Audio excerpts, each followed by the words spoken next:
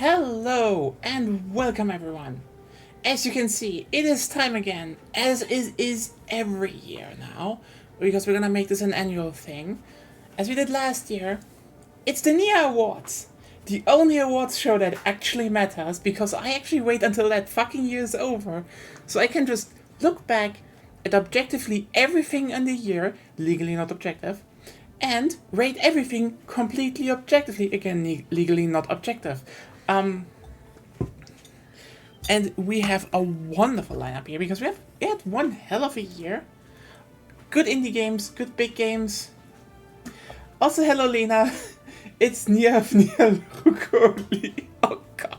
That is the most cursed butchering of my name I have ever heard. I do not know if you should be proud or if you should be ashamed of yourself. There is a fine line. You might have just crossed it. But yes, what a year. As probably a lot of you know, there has been, it didn't been, the best year. We had some outstanding releases that will probably be talked about and will stay relevant for years. There have been games that had big ups, big downs, and big ups again in 1 year. We had other titles that came and were basically away next week. That was something. We had other titles that failed spectacularly, to the point where you're like, how is this possible? And today we're gonna rate them all. Welcome to the Nya Awards. And if you're wondering, yes, as said in the description, we're gonna play some games in the intermediate time because I don't want to sit here all day and just talk, because that would be boring and I don't have game announcements yet. Trust me, Jeff, I'm coming for your job. But we will get some entertainment, we will get some laughs, and we will hopefully rate everything that is important to rate that Geoff Keighley has failed to rate. So, getting an obvious one out of the way, right out of the gate, because we are here together, and also on the side, especially later, she's not a co-moderator. This is my job. I do this on my own, but she's here with talking. There's Agonia. Hey. So we have Agonia activity. What a perfect way to end out the last stream of the year. We have Agonia activity. We have awards. We don't have Fritz Cola. That's reserved for Fridays. We have Fritz Cola bottles. Yes, but we still have Aldi energy drink because that one is actually really good and I need to stay awake. You weak. Yo-ho. But yes, the first award. Because, let's be real here. We play a lot of games together on this channel, We have a lot of games that, embody the spirit of cooperation. Co-op games, as you will. We played old ones, we play new ones. And there have been a few co-op games this year. There have been some that really went for the title. Like, honestly, Space Marine 2 is one hell of a good effort, and that too in the place is rightfully served for place 2.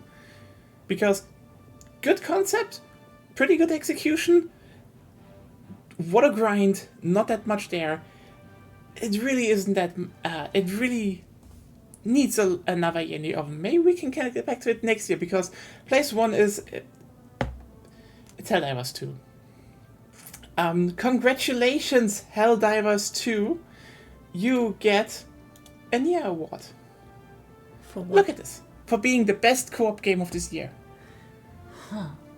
I don't think there is a co-op game that got actually, here's the thing, there were good co-op games this year, okay? There were co-op games. That one came out a few years ago. Even the co-op update was last year. No. I would have put Infernax on there as well, but yes. But what about Honestly, okay, here's the thing. I do not know how many co-op games came out this year. Also, Payday 3 was last year. Also, really, Payday 3. If anything, Payday 3 is going to get the Nya Award for holy shit, how the fuck did you haven't you fixed that thing yet?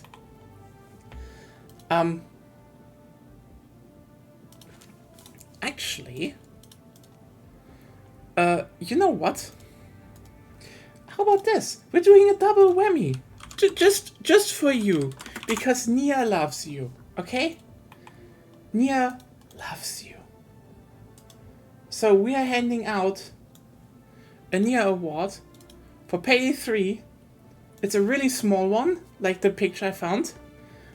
For being, holy shit, why are you still not fixed? It shouldn't be that hard. Why did you keep that Nepo baby in the design position? Award to Payday 3. Congratulations, Payday 3. Maybe next year you will be on the damn, you're actually fixed now list. It's called Payday, not Pay Year.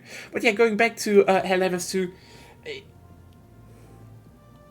Honestly, I almost thought this game would just run into the wall before the year ended, but we're back. It has still probably one of the best gameplay loops in the co-op genre, even one of the most unique ones. It has very unique executions for a lot of things like, recoil and just general. It just breaks with a lot of shooter traditions, and that makes it good. It has some problems, and also, as you know me, I'm not too keen on the monetization, but as we discussed in length on Friday, it's by far not the worst. Obviously, I need to point that out. But still, they turn it around. There is variety, a lot of variety now. There are new enemies, there are new planets. You can have a lot of angles in how you attempt to conquer the enemies of democracy. And the Illuminate are fun. I mean, they're not really that finished, but they're fun. Honestly, I mean, this was a part of the first game which you're like, yeah, if like, you don't expect a game. The dance says, okay, you know what? It's Stepmania, by the way. If you hammer arrow keys, it's Stepmania. If you do it on a keyboard, yes. That's Stepmania. It's not Dance Revolution. But I have to point out, it is one hell of a weird thing to actually say that Helldivers 2 exists. And because, the first game, yeah, top-down, smaller funded title, with that mechanic, it makes a bit more sense. But the fact that he actually got the money to go and make this title third person, bigger, better, with more production value, and that has really paid off is... That was born in East Germany, confirmed. It's just, yeah, honestly, I can definitely hand this out award with just like, nope, that is the best co-op game of this year, and it very much deserves it. I can't actually... Yeah. Again, the other big one is Space Marine 2, and that...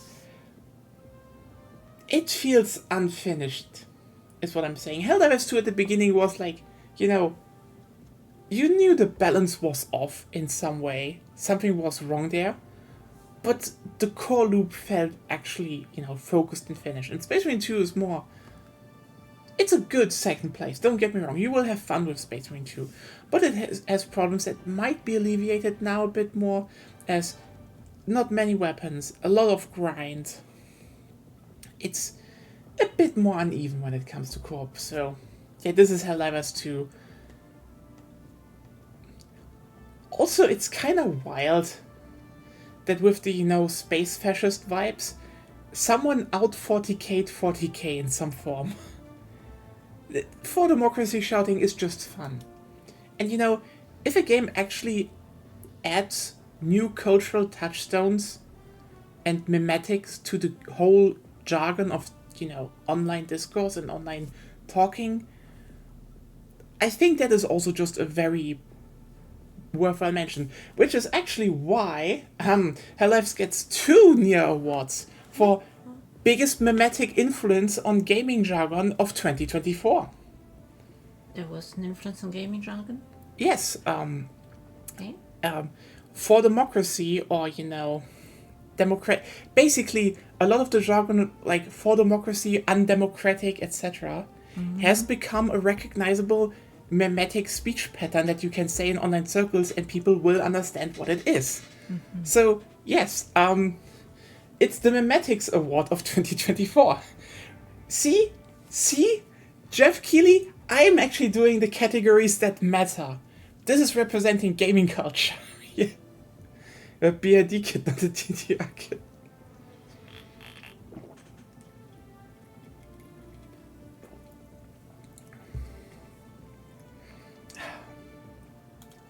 Ah well. But with that said, let us move over and actually assemble the group on the Dawn of Serenity. Still the best name. Sorry, my name is the best, objectively. Because this is why I hand out the objective award. Because I'm objective. Legally not objective. So, Illuminate have returned, but their autocratic intentions remain shrouded in mystery. We destroyed the Illuminate once. Now, we will do it again. So, since we have a few people on in here, I want to ask if Zep is joining us, but in the wrong channel. It gestates within the gloom as we speak. I can pull you in, no worries. I haven't done that. Oh no, Zep, you pulled yourself in. Channel. I was purposely staying out of the conversation until you were done with the Nya Awards. Ah, that is so nice of you, actually. Discord doesn't want to hear me anymore. 1 second.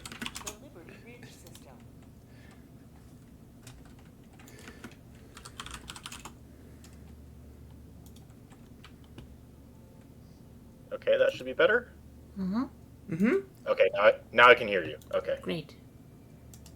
That's perfect. One day I'll have my Discord stuff figured out. That is wonderful, actually. But yeah, welcome to the award show and some gaming on the side, as we usually do, because gaming is important, because this is a gaming channel. And It is? yes, mod abuse. I think that's what is really cool. I mean, okay, yeah, I can talk about that because, like, I think this is kind of an interesting thing to look at some parts, how certain things influence gaming. Like, for example, we can't just ignore the fact that the whole for democracy, or this is undemocratic, are you a democratic traitor, and the whole jargon of Super Earth has actually influenced how people talk online. It has become a recognizable niche of gaming jargon that in this subculture is instantly recognizable as basically, well, it has kind of expanded what was a niche bit, like the few phrases we had from Starship Troopers the movie. So Yeah, for sure. I mean, it's kind of weird to not bring out hey, this game had a memetic impact, because I know this is an award that can't apply to every single year, even though you could probably find something, but like, I can say with confidence that undemocratic and for democracy and stuff will probably stay in the jargon for longer, even if it's not the major part. I think so for sure, because people are going to I think people are going to carry that jargon on to other games. Families toward him for a living. Yeah. Like I don't think it's just going to be a pure Helldivers thing.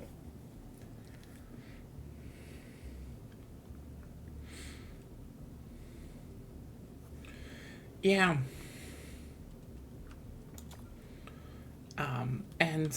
So I think this is just kind of worthy to actually to just call out, because this is how we talk. This is how this is what we have in our, I mean, I can even give a special award out technically to Govsoft Girl for introducing Argonia activity, which has now become a staple in less than 2 months on this channel. But also it's recognizable. And I think we should do that because things like F has just stayed in our, has actually spread into the main, linguistic repertoire of people. And don't forget, that came from one cutscene of Advanced Warfare back in the day. Greetings, Helldiver. The galactic war awaits. So yeah, you know what? I just realized. Have lost If you want to do Nya Awards while playing, you should probably turn down the difficulty bit. That is fair, Maybe. I guess. We can do 7, that is fine. than death. It is, I think it may be 3 months, but it's not that long ago. Okay, who wants to do, okay, we have 2 choices. A sand map, or a general more, oh, there's iron storms on here. I don't care. I do both. Oh, well, people are on Keat, so let's join the masses. I don't mind heat and sandstorms. Also, this place has orbital EMS, so, or I think that might be global, but still. Oh yes, stratagem is available to all Helldivers.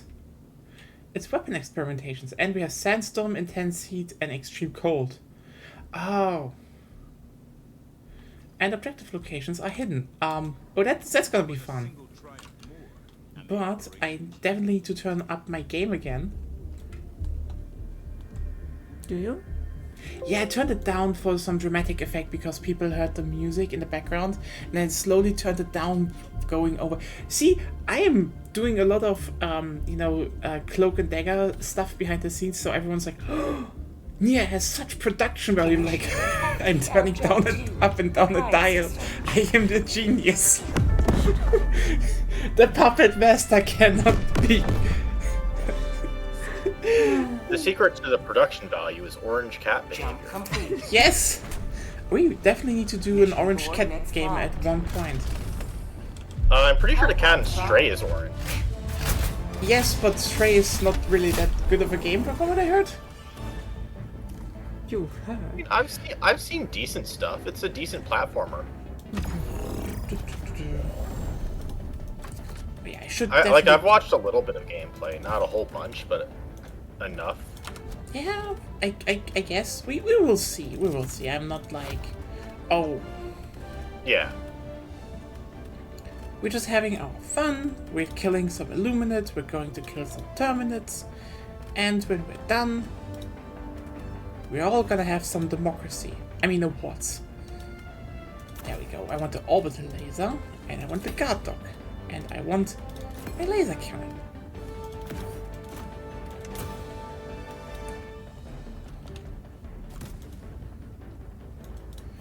So yeah.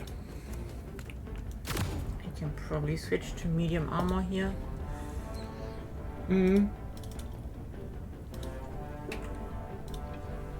No need to be slow. Yes.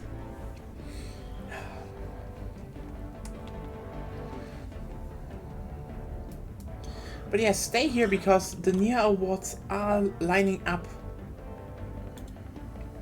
more and more things. And as is usual, if you're on a community Discord and if you're like, I haven't dived in a while, this looks fun. We have an open slot. But we want, if you come into the call of the Nya Awards, whatever you say, if you try to be funny, you're trying to be funny when people are watching. And it will be recorded. Not in 4K, but high enough resolution.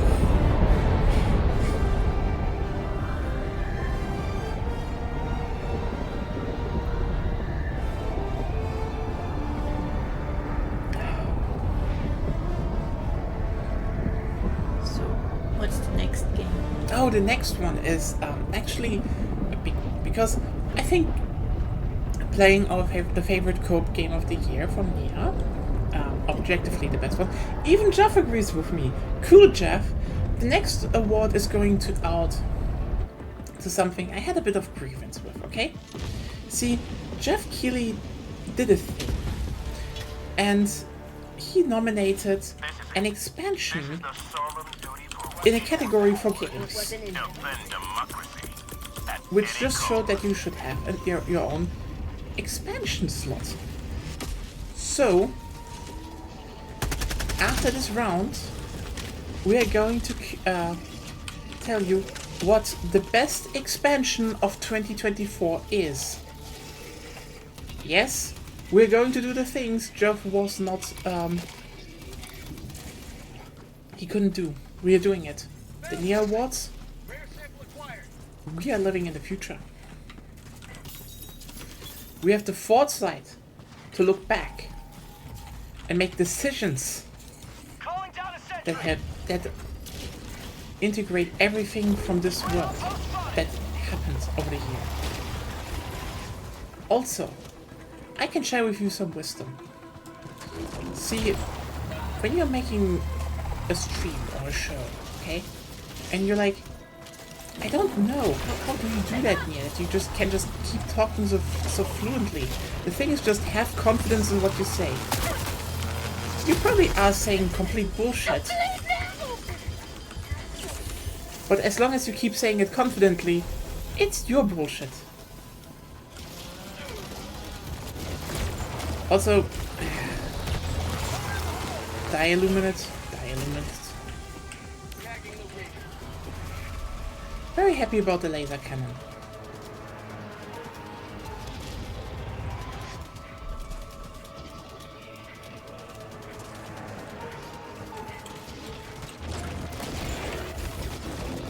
The turret really weakened them up, by the way.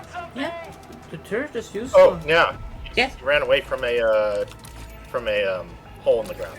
Oh, there's a bunker. I'm coming. Yeah, right where we were. Oh, okay.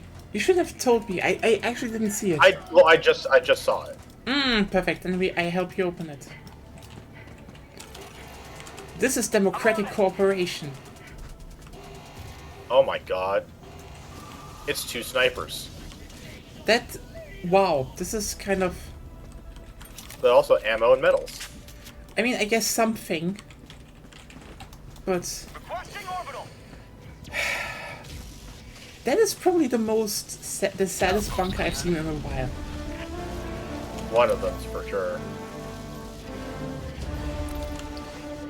And the forklift. Forklift certification is important, yes. But you know also why the Nya Awards are so good? Because you can be a part of it. See, the Nya Awards are flexible. And if you're like, but Nya, what would you give an award to in this category? Objective nearby. Well, we can add the category if it's not a completely made up category. As said, these are the most objective awards. Marking location, northeast. That So we looks have like to- a LiDAR station. Well, that's more the objective. Oh. Yeah, that's the objective, not a LiDAR station. Maybe it's both. That would be nice. Could be both. We're gonna look at the outpost over here. It's cool to be on a desert planet for once. I haven't been on a dune, like, planet with dunes in a hot minute. Agreed.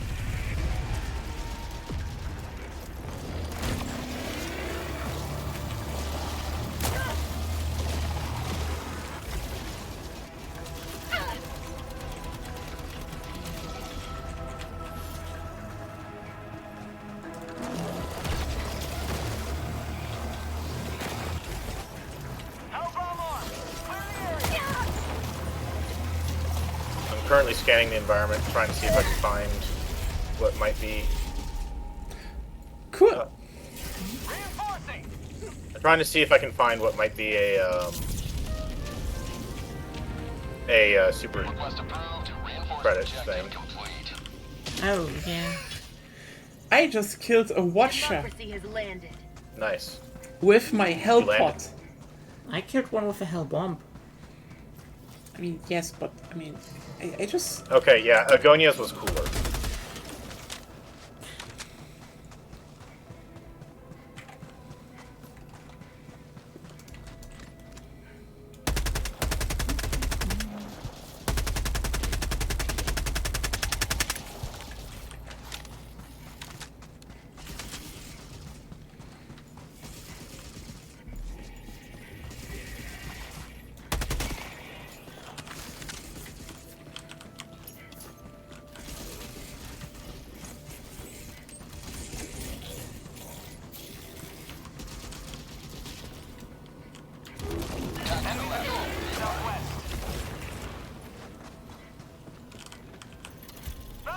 Look what I found here.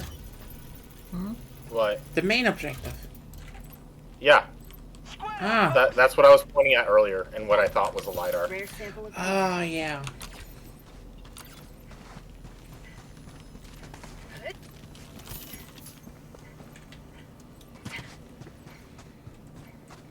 Oh boy. So yeah, how has everyone's 2024 been actually in hindsight? Like, honestly, it has been quite a year for the channel. We've grown quite a lot.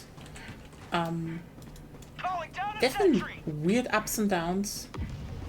Sometimes I would say I learned a few things, like for example, I was actually thinking if I should play it still, but like considering there are not many games that are lesbian, anyway this year, you know, I guess Avaria just wins by default, sadly. So I mean- just real quick, supposedly there are 4 super samples on this map. Supposedly. If they I'll are, have to find it. It should Yeah. be like usual because difficulty, you know. Yeah. yeah, we'll see what they are in the end. Just if you see a side objective, like the minor points of interest, make sure you thoroughly look it over.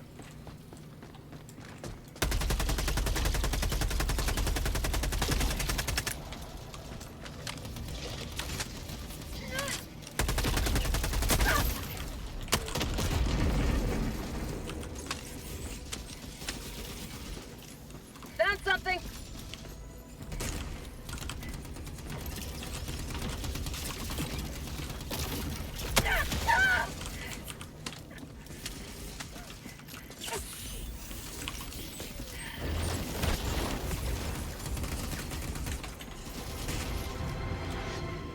Outpost clear.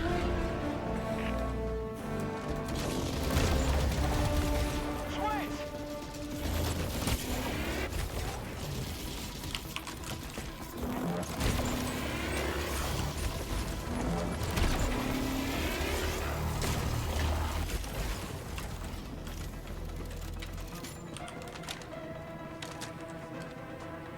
Package acquired.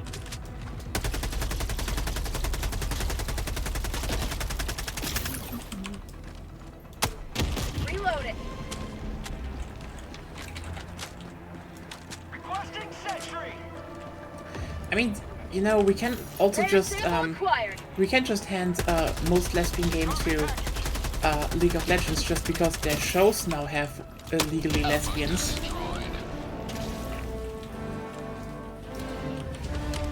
They don't smooch in game yet, Riot.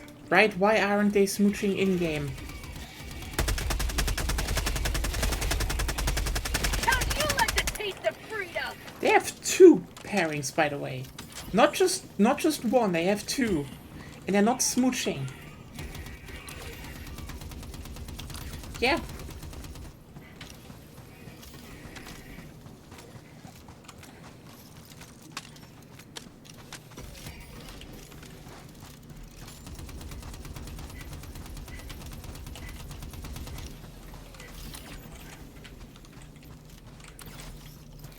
Wait, I forgot there was something over there again.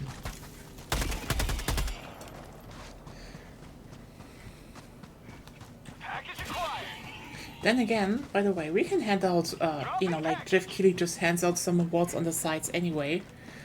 We can definitely hand out the "Good Lord, you fucked up your own lore again, even though it was so easily avoidable" award to League of Legends, because god damn it, Riot, why did you do it again?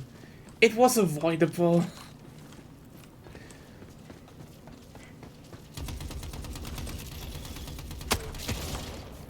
So everyone who doesn't know what I'm talking about. Heavy. See, South. Arcane 50 came meters. out. We have 2 seasons now, and the second season came out. One of the things about Arcane is that, by the way, we have super credits. Oh, nice.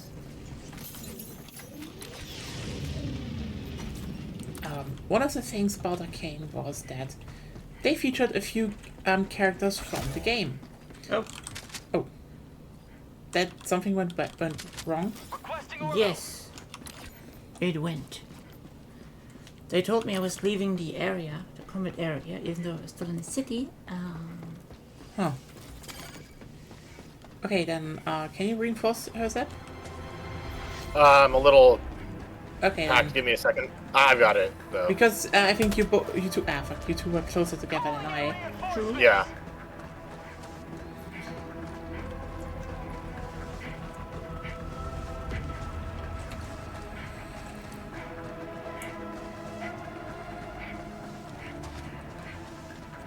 So, what do I mean with what I mean? Orbital inbound. See, there are basically four major characters in the show that, you know, in Arcane that drive it. Basically a gay pair, you know, a yaoi pairing and a yuri pairing. The yuri pairing is the only important one. Okay, the gay one is actually pretty good. They are pretty good. Like, I don't hate on what the show wrote. I just hate how Riot handled everything around it. See, you had, you know, Caitlyn and Vi, good girls, and you had Victor and Jace. So the thing is about the show, Victor before that in League of Legends was called the Machine Herald. One of the things why he was called that was basically he's a cyborg and had a whole thing about ascending the human flesh and, you know, a very, how should I put it in the best way? He's a very calculating, very unemotional character. So when he was introduced in the show and everyone was like, wait, that's you know, Babyface is gonna become the Machine Herald, how the fuck is that going to work? Everyone was interested. Now the second season came out and the answer is he doesn't.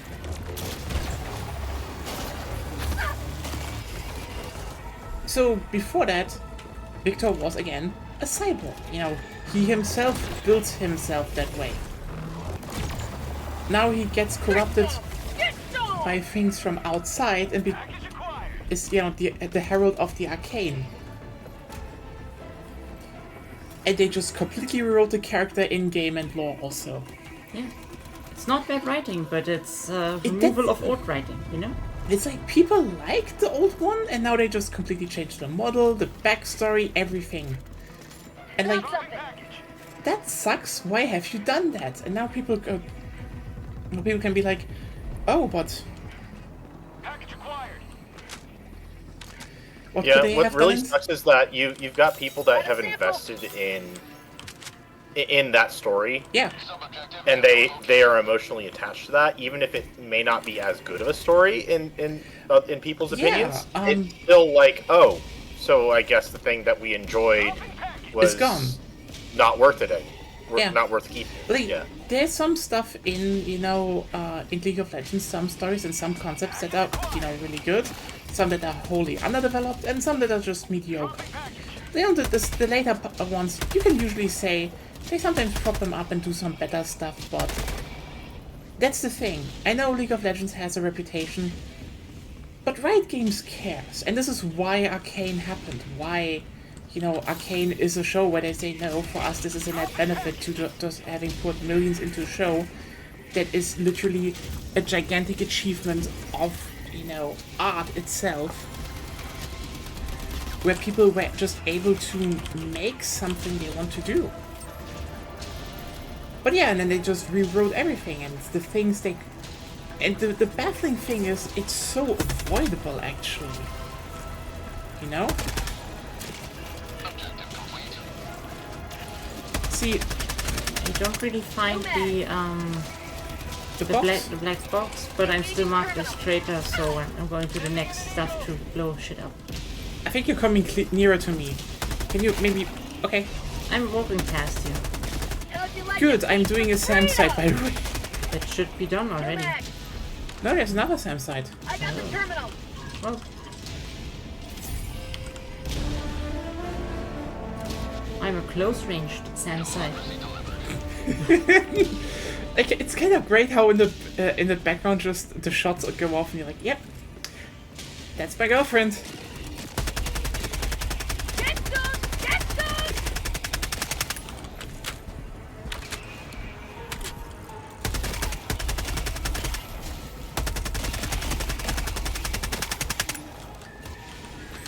But yeah, they changed that, and it's just why?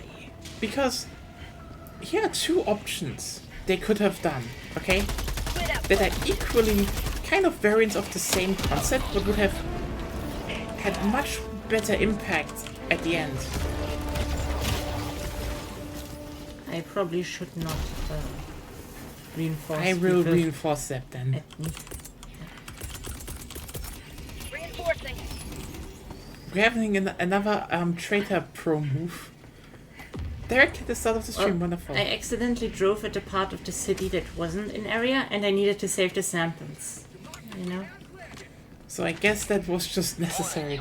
Yes, Okay, was necessary. I get what you're saying, by the way, because there's ammunition there even. Warning, you are leaving the mission area. They really have some generation problems. Oh yes. But yeah, because I can just have for you two ideas that they could have done. First of all, just make it a skin. Because skins are, you know, supposed to be just variants of a character anyway, which would have been this time a pretty good idea even. Because you see, spoilers for Arcane 2. They kind of land in an alternate universe inside of the show. Yeah, guess what they could have easily done with, oh hey, Yeah, look. oh nice, you have him. No, look. What the fuck are you, why are you gliding on the ground? Why are you flying? What is wrong? It can happen in the city. Just kind of happens. Normal city behavior. Gliding around at the speed of sound. Mm-hmm.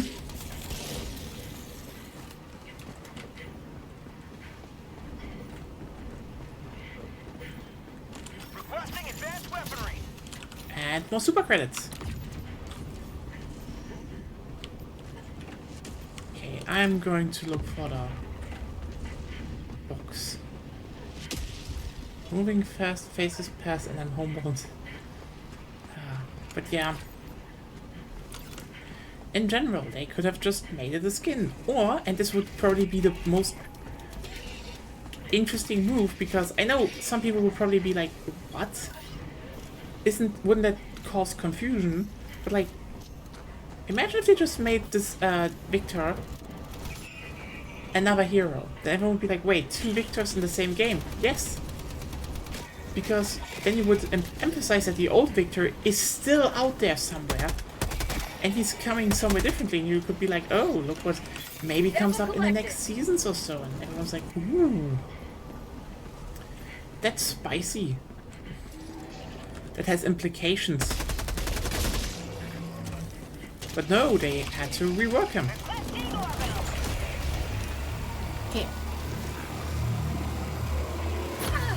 Reinforcing. Now the trader stuff is over. I mean, you kinda disrupted the whole city.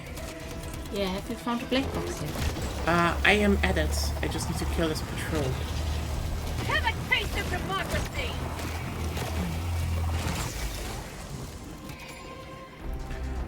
And it's not that this is, again, the first time they did something like that. Ah, it's over there. They did something like that. See, there was a character before that called Aatrox. And the thing is, Aatrox, let's just be real here, he kinda sucked most of the time, you know, he was playable, because he had this whole idea of, you know... Yeah, turn right. Huh? Turn I'm right coming. at the intersection where you are. Yeah, I'm coming. Mission at 20 minutes remaining. I'm going to the main objective, though. Yep, I know. I was just gonna handle the enemies that were chasing you. Oh, thank you. Ah! Loading.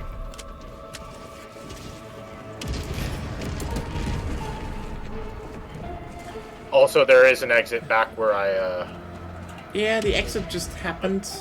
There's a bigger exit now, because a certain traitor just blew up half the city.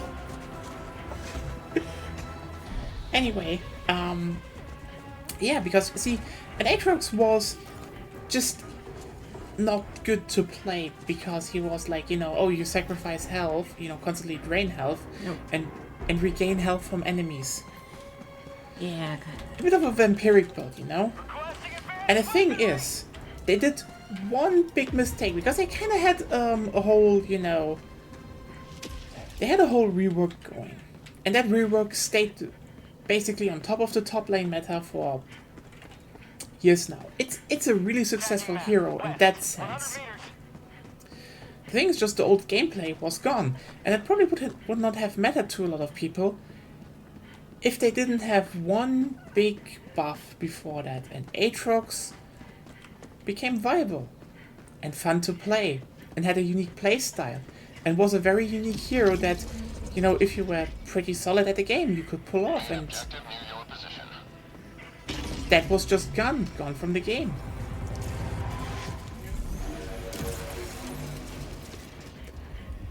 And you'd think they would, you know, avoid that mistake, but nope, they just did it again, basically, for even pettier reasons, basically. Dropping package. Package acquired. Are you in trouble again? I am a bit in trouble. Calling down a sentry. I'm taking the beeline. And there I am. Here I am. Ah, you didn't kill your scout. Uh, Now we I have... didn't see the scout bay away. Yep, if they saw you... Dropping package. That is definitely a me problem then, yes? Or us problem more.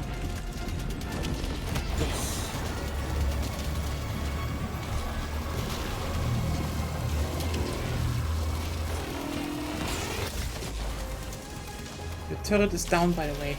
Yeah. Supposed to, it's decoy.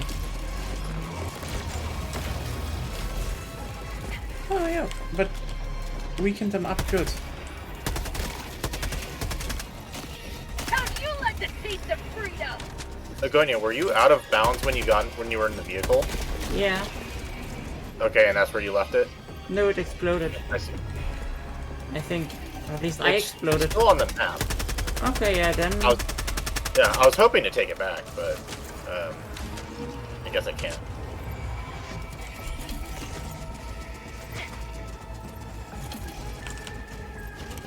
I'm on it.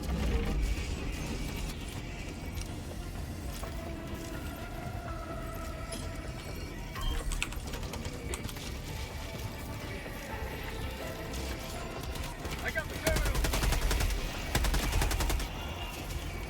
Get some! Get some! I'm seeing something blinking, so I'm going there. Oh. Oh yeah, there's something over there. I'm coming Have a with you. taste of democracy! Requesting sentry. Dropping us in. North. Look. Found something. Did you run into the turret? I killed a big one and then the turret killed me. Calling in reinforcements. God damn it. Request approved. Deploy But reinforcements. for Now head to the extraction point. for everyone wondering, Avaria is on the play. Also, 20 super credits. Nice. Yep. Wait, 20. Yeah, Yeah, I found them. Oh, nice. same. That's where we have 20. That's 40 this mission alone. That's pretty good. I found twice.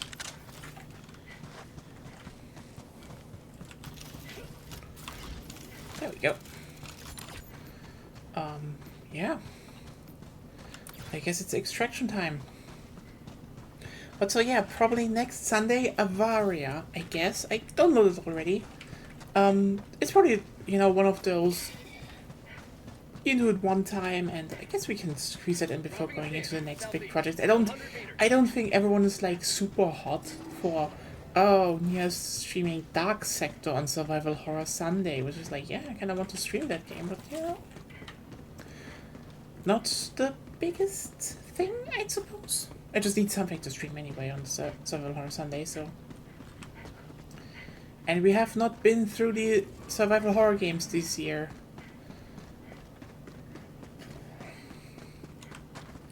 we talk about how we technically had another year where we could hand out Survival Horror Game Awards?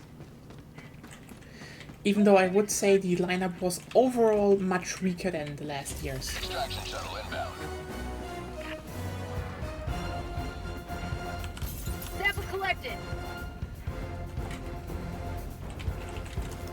Calling down a sentry. Calling down a sentry.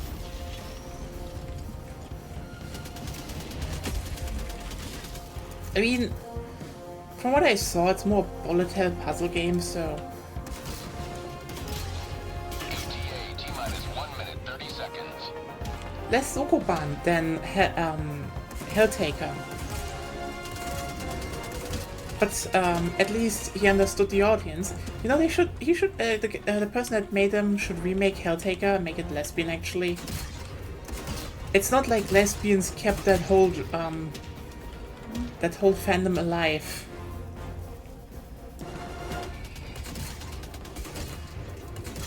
ETA T-minus 1 minute.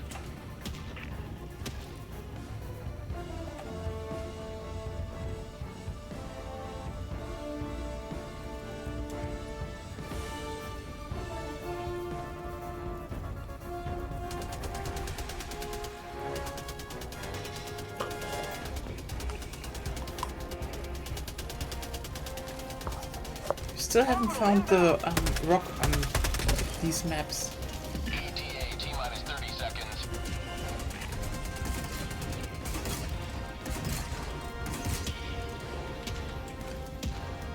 ETA T-minus 20 seconds.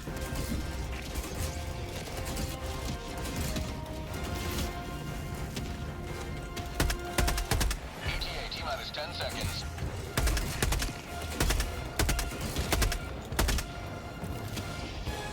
Ah, so it's definitely a controller game, you say?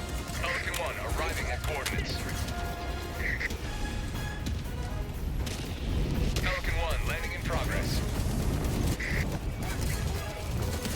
Liberty! Countdown initiated. Stand by for takeoff. Extraction complete. Pelican 1 beginning ascent.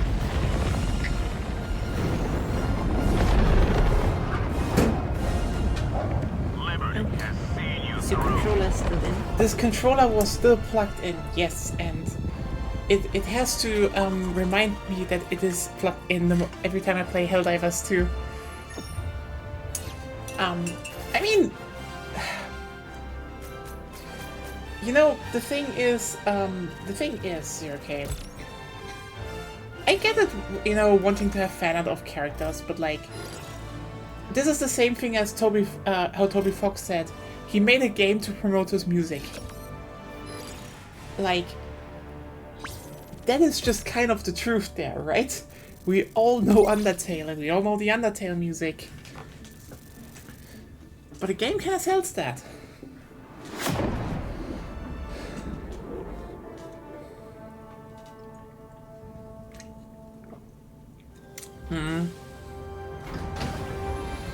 That's always the thing with top-down games. They usually are made for controllers, I would say. Welcome back. Usually. Well done. Yeah. Okay, so as we finished a wonderful mission and gained some super credits, damn. We gaze out into the infinite space. And we shall give out another Nya Award, because I criticized Jeff Keighley. The Galactic War I criticized him for not ready, having Helldiver. an expansion category. Because we had fantastic expansions this year. We had expansions that transformed, you know, a whole game. Expansions that offered more stuff to a game. Expansions that sometimes saved a game. But I think in the category of best expansion, we can definitely say there is one that, at least in my opinion, stood above all because it reinvigorated the game. It expanded the game and actually gave it the basis to become more. to be more. That's right, baby. Shadows of Erdtree doesn't win an award here. It's Sphere of Influence from Victoria 3. Oh god, why does it show my blue sky? What is wrong with you, OBS? Why is it? How about you close your blue sky or open it in another browser? Or another... Personally, I would say that for that, if we're including how well a game can turn around the trajectory of a series, or an expansion can turn around the trajectory of a game, I would say that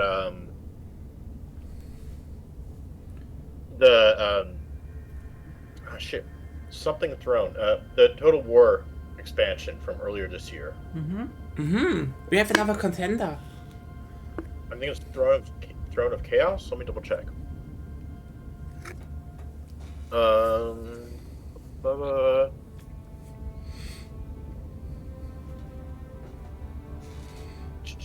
Thrones of Decay. Thrones of Decay was a big change in the trajectory of Total War Warhammer 3 and the Total War franchise as a whole. Shadows would change. The DLC before that was a big. There was a big outcry of against CA, and I mean, yeah, but I mean more like in terms of actual tangible changes in terms of gameplay and like. I think Sphere of Influence was really like you had a before and after Sphere of Influence, and Sphere of Influence added a lot, reworked a lot, gave us new mechanics, and gameplay in Warhammer 3. I believe 3 factions got a entire rework, including giving unique mechanics to each of their various lords. To some of their various lords. So that was when Balthazar Gelt got his, and that was when. So the Empire got 3 unique mechanics with that. But Zep, yeah, this is my award show. Yep. I know. I'm giving my honorable mention. Okay. It is an honorable mention, I'd say, because we have a bunch of good expansions, and none of them are Shadows of Erdtree, because Shadows of Erdtree is an extension of the game. Yeah. But yeah, Sphere of Influence. I mean, you know what the biggest statistic is that I can bring up of this? It's actually my goddamn fucking Steam review year. Because there was a big gap. See, we played Victoria 3 in January, a bit in February, but then March and April were empty. Because we played Monster Hunter Rise back then. That was fun, because there was nothing to do. And Sphere of Influence came out, and we played from there on out. Every single week there was Victoria 3. Not every single week, but every month there was always Wiki 3 content. Always. And that says a lot. That says a lot going from we're doing downtimes to the rest of the year being played. That says a lot. And we are still going to play more. Like, I don't think... I mean, I could say, maybe. If 1.9 takes time, we might have 1 or 2, things snuck in again the next beginning of next year. But I doubt it, because we actually really like playing Wiki 3 right now. But also, I want to add another honorable mention, which basically goes into the category of it didn't work out with one expansion, but holy shit, you turn it around with a lot of expansions. And this one goes to Age of Wonders 4.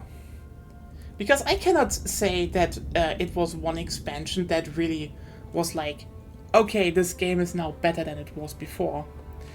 Age of Wonders 4 right now is definitely the sum of its parts of adding new stuff for expansions and reworking, going forward, a lot of major parts piece by piece. There was not one part where I would say, this turned it around. Okay? But I can say, everything together made for a game that we're currently playing and being like, this is nice, that's fun, that's a cool culture, that's new cool stuff, Oh damn, you mean my whole fields are now burning down? Oh god, that's not good, but fun. So yeah, Age of Wonders 4. For the got it the best multiple expansion adding up to a whole new game feel award. You go, maybe you can get it the next year again if your next 2 expansions also hit hard. Oh well. Back to Helldiving. Those were some good awards, wasn't there? See, Jeff Keighley, this is how you hand out awards. Oh, those are what were already Nya Awards. Those were Nya Awards. Yes. But not all of them. I'd say Age of Wonders 4 is an honorable side category award for... That's not what I'm asking. Because it sounded like we were done with the Nya Awards. No, we weren't done. There will be more Nya Awards.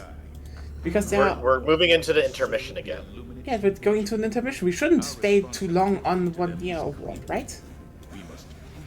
That Yes, is understandable, right? But I didn't ask singular, No, we definitely have more Nya Awards coming up. Good. Okay, so...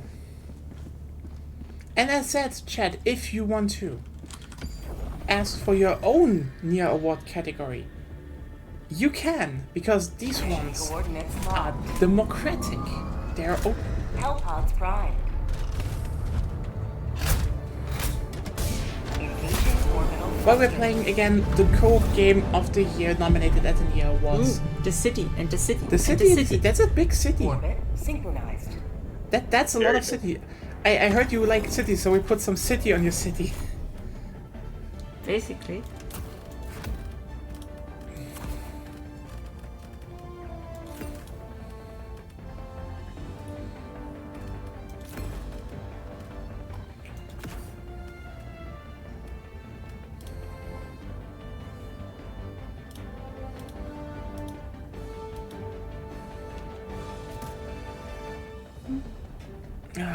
So we have the health, we have the stamina. What are we going to Do we have ibuprofen? We have ibuprofen. What do you need ibuprofen? Yeah. Oh, you didn't tell me. I told you just now. You know. Ah, yes. The Helldivers boosters. Muscle enhancement. Stamina enhancement. Ibuprofen.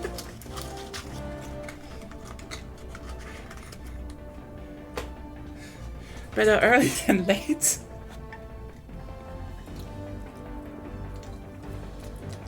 Take it before the hellpods reach the surface. Yeah. Because as per usual, around this time of year, I'm always slightly ill and thus I have headaches. That is not good. Yeah. But you were unusually loud Oh, sorry. most of the time, so... Sorry. I don't want to be loud. I just am sometimes. I Okay. know. Oh.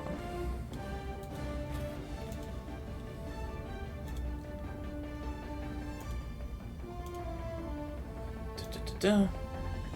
Oh, I need to ready up. You could tell me. Launch initiated.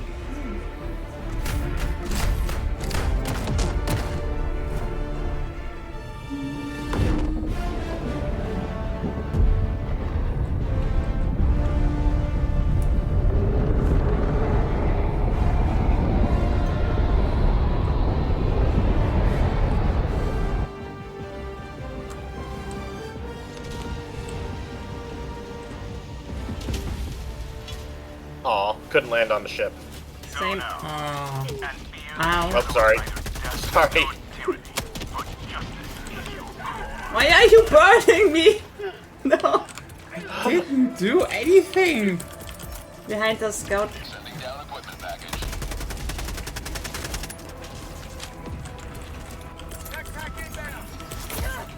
Requesting advanced weapons.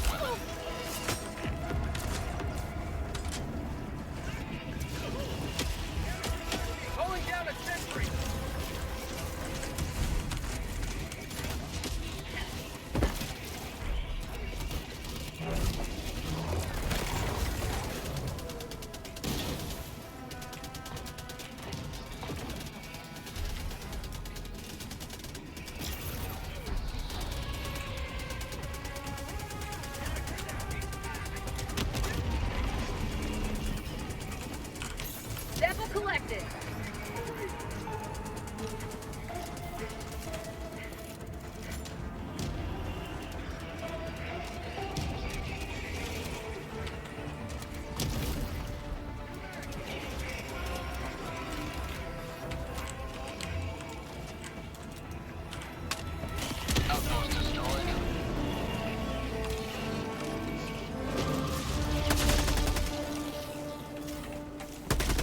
Well, Perfect.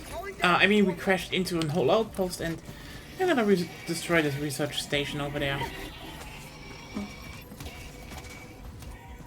But we cleared the heavy outpost very easily. No problems.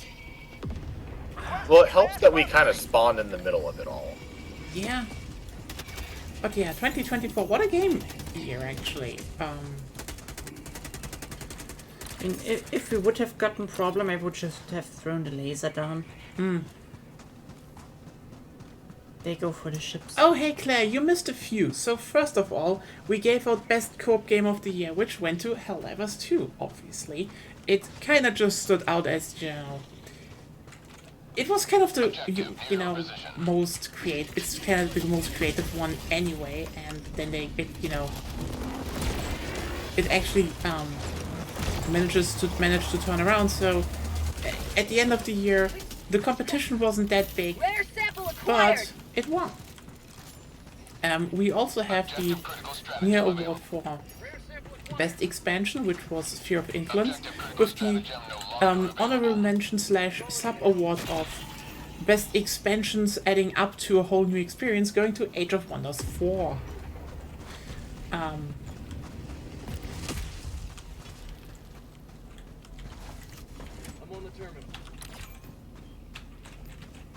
Oh, I'm just going up here. It seems like something is here.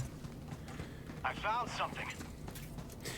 Also, the honorable mention, we had the more anti-Nya award of holy shit, why haven't you fixed this thing yet? It shouldn't be that hard. Went to Payday 3. And the holy shit, why did you change this again? Have you learned nothing award went to Riot Games with League of Legends. Fun fact, if you're wondering,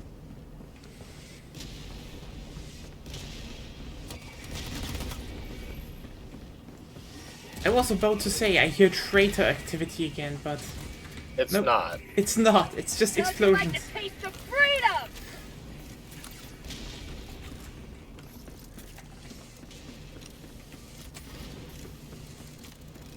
Warning, you are leaving the mission area.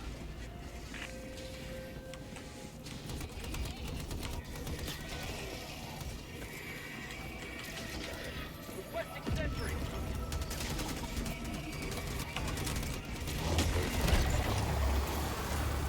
Objective nearby. Freedom! Injury? What injury?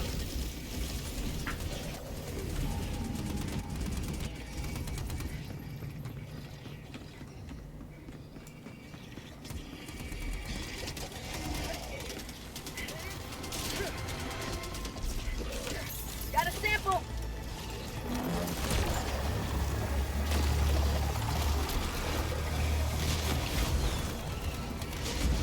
New man. Engaging terminal. Orbital inbound. Teamwork makes the democracy work. Also, Northwest, close. that we gave out the Memetics award of 2024 to Helldivers 2 because it influenced, you know, gaming jargon so much that we can say for democracy and generally stuff like undemocratic, etc. will stay probably in the language. So I think this cultural touchstone should be honored. Objective complete. Sand side up. Nice. Found something. Ooh. A down thingy. Sample collected.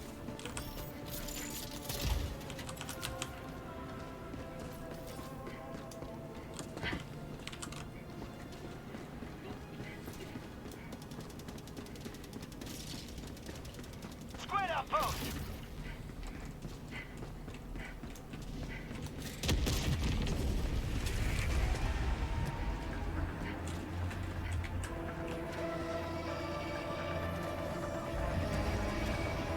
Swing.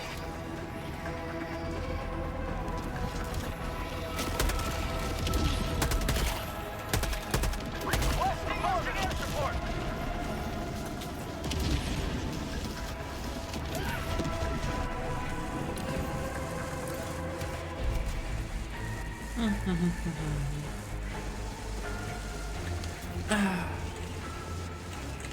Outpost destroyed. Calling down a sentry.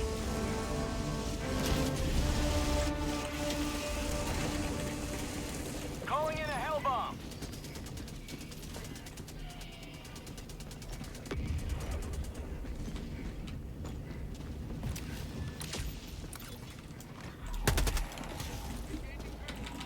Oh, another thing Hell to bomb open. armed. Clear the area.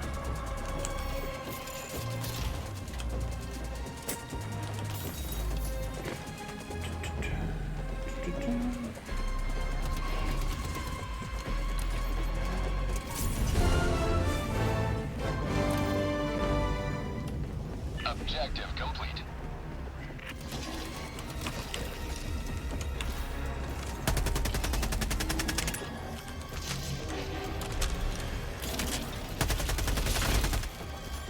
Requesting orbital. Nya Awards came to an halt. Yes, because I had to kill a harvester. The harvester are interrupting the Nya Awards. Just shoot at them. I did. What I be doing. Request approved. Reinforcements on the way. Ready to shoot this.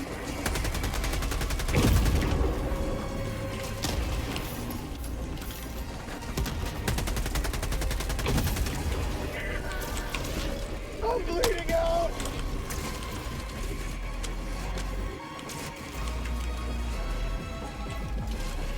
Yeah, we are also looking back at the year, and it was a successful year for this channel. We got a lot of projects done, you know, we got a lot of people happy, I hope. We grew the community. Reloading. Requesting sentry.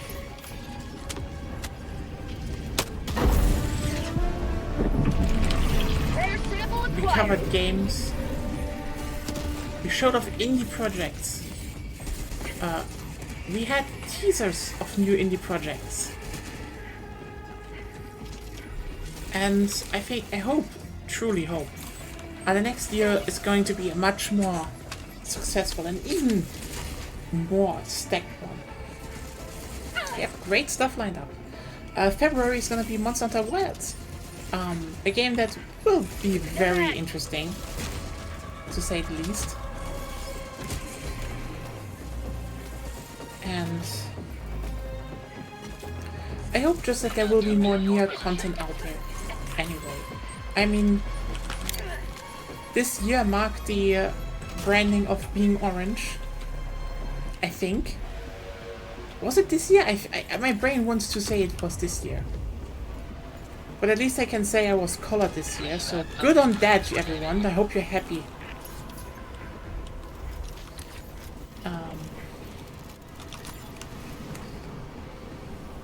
I hope we can expand. Maybe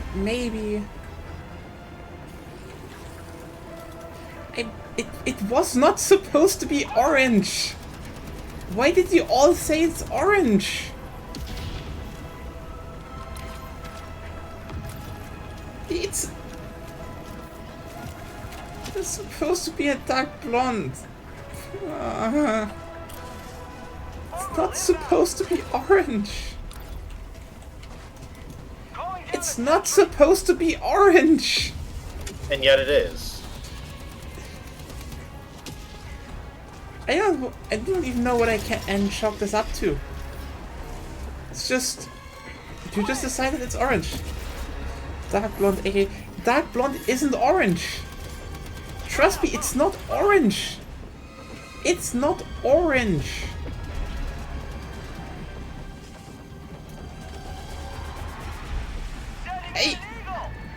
I swear, Lena, it was never supposed to be orange. I never seen it as orange. Yeah, you're running into groups and stuff. Yeah, but I'm coming to you. Why? I'm stealthing. Yeah, but we should raise the flag of Super Earth. Yeah, I'm doing that right now. You should raise your own flag. But Zep is there, I think. That isn't at the flag. No. Then I will look for more stuff to collect.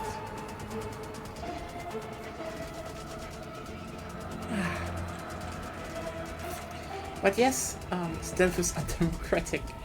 Stealth is very democratic, actually. But yeah.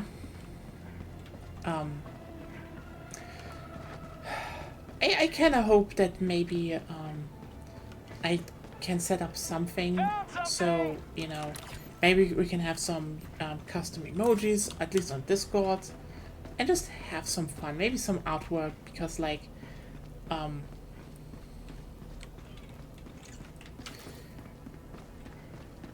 because the fact is, I actually had a bunch of good ideas, but, like, Requesting air support.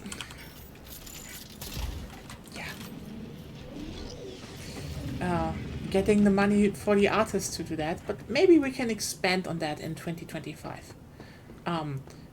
By all means, artists have it hard enough, so I think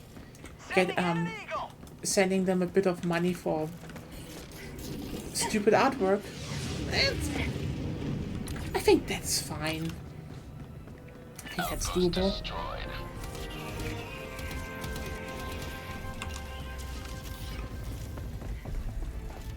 Found something.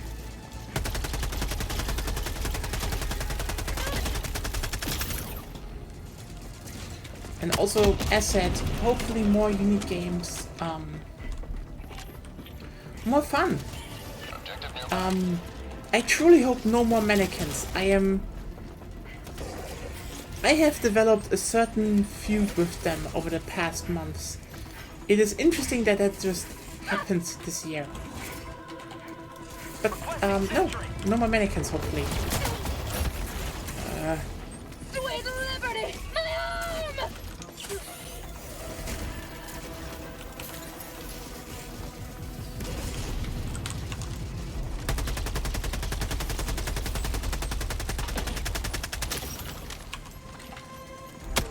Outpost cleared. Reloading.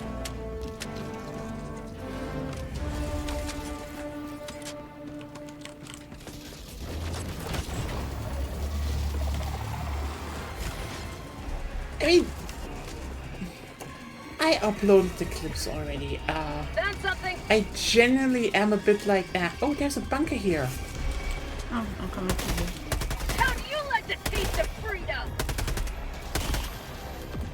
I do not know what it was with games, but they just showed up in too many games this year for me. I mean, one was from this year, yes, true. The other one was not. But still, this was still a bit too many mannequin jump scares. Yeah, there we go. Here. Boatless. Hey, yes. And maybe don't run into my... Have a taste of democracy. Been running. I'm getting it, so you can... More boatless. Orbital.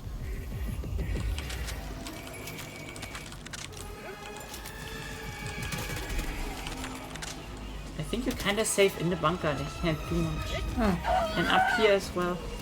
Have a taste Oh, of nice. democracy. You also had a mannequin incident. Damn, we all have had mannequin incidents.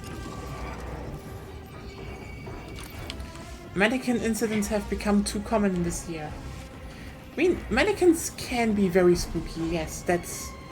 that is a fact, I would say, so... Calling down a sentry.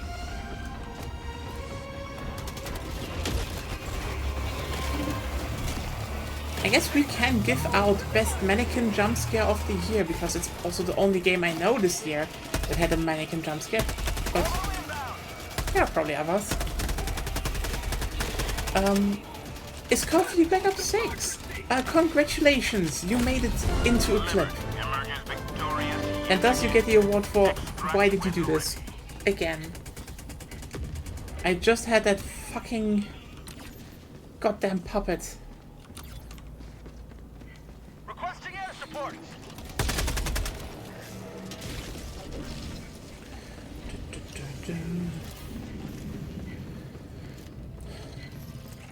Oh! Interesting, so we had 2 mannequin jump scares this year. I have not played Pacific Drive yet. That I have to admit that. There are a few games this year I read upon, I saw gameplay from, and I can confidently hand awards out to, because that's the thing, you know?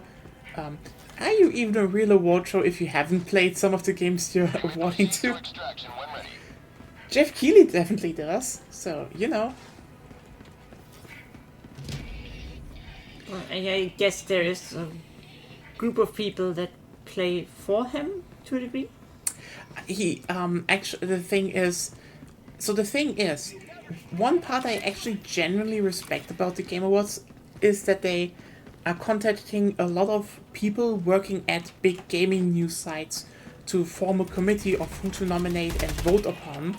So that is usually something where I'm saying, this is good because it actually, you know, gives a very, very broad, very broad range of, you know, people who do this as a job from a lot of countries. So this is, in my opinion, fine. Actually, that is a good decision they have that other award shows don't do. Actually. Now the obvious problem is that, you know, they still have the whole voting thing there, you know, where just everyone on the planet can just vote as they want. But well,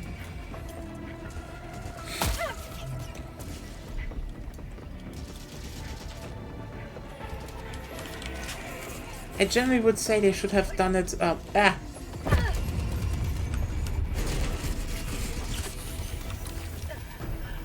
They should have done it more that, you know, the general vote doesn't count as much, but...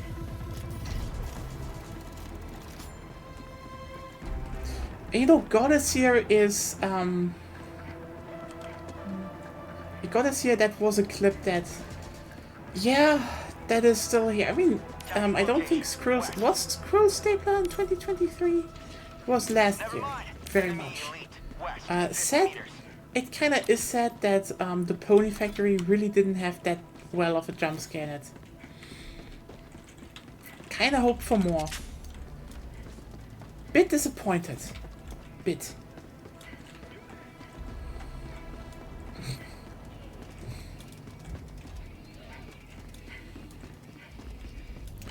I'm gonna call it Extraction, by the way. Mm-hmm.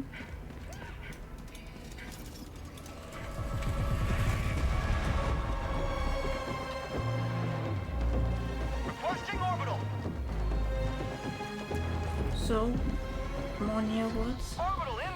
We're doing this, the big ones after this round. Oh.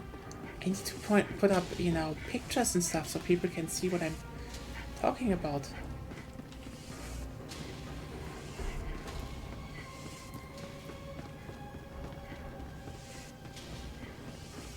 Calling in extraction. Extraction shuttle inbound.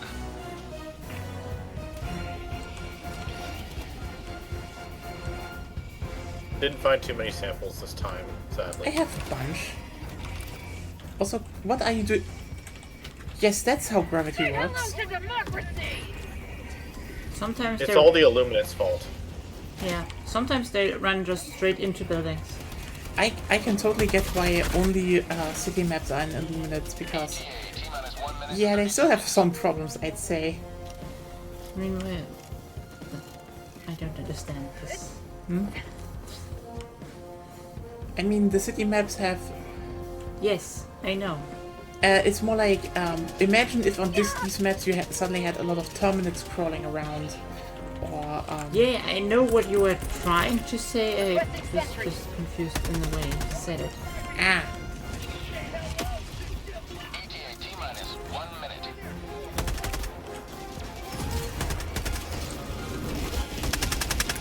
Also, an interesting part about Helldivers 2, which I think you can appreciate. If you're wondering what I'm referring to, what this game does very uniquely compared to other games, you just saw it, actually. See, Have a taste of democracy! video games have this thing that a lot of sites that, you know, Freedom forever! that are used a lot in real life, like the ACOG site, for example, are just not used a lot in video games due to how they are rendered. Because in real life, if you look to, if you look through a site with both eyes, basically you only see a slight rim of the optic and an overlaid crosshair, like this, more like this. So yeah, Helldivers 2 kinda does more realistic, sight and optics than, the realistic games. So that's just a neat thing I want to point out. I don't think this is award-worthy, because it's, not even full realism, but it's closer to that, and I think it's interesting to point out. I think my with Eternals crawling all over them is just EDF. I mean, let's be clear here. They will probably lean heavily into that when they introduce city maps to that. They probably know what they are doing with that.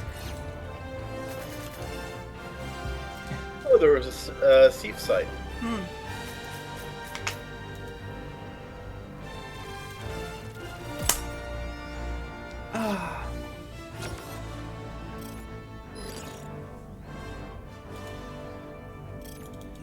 Okay, so we didn't see that one, but I mean, not that unsurprising actually.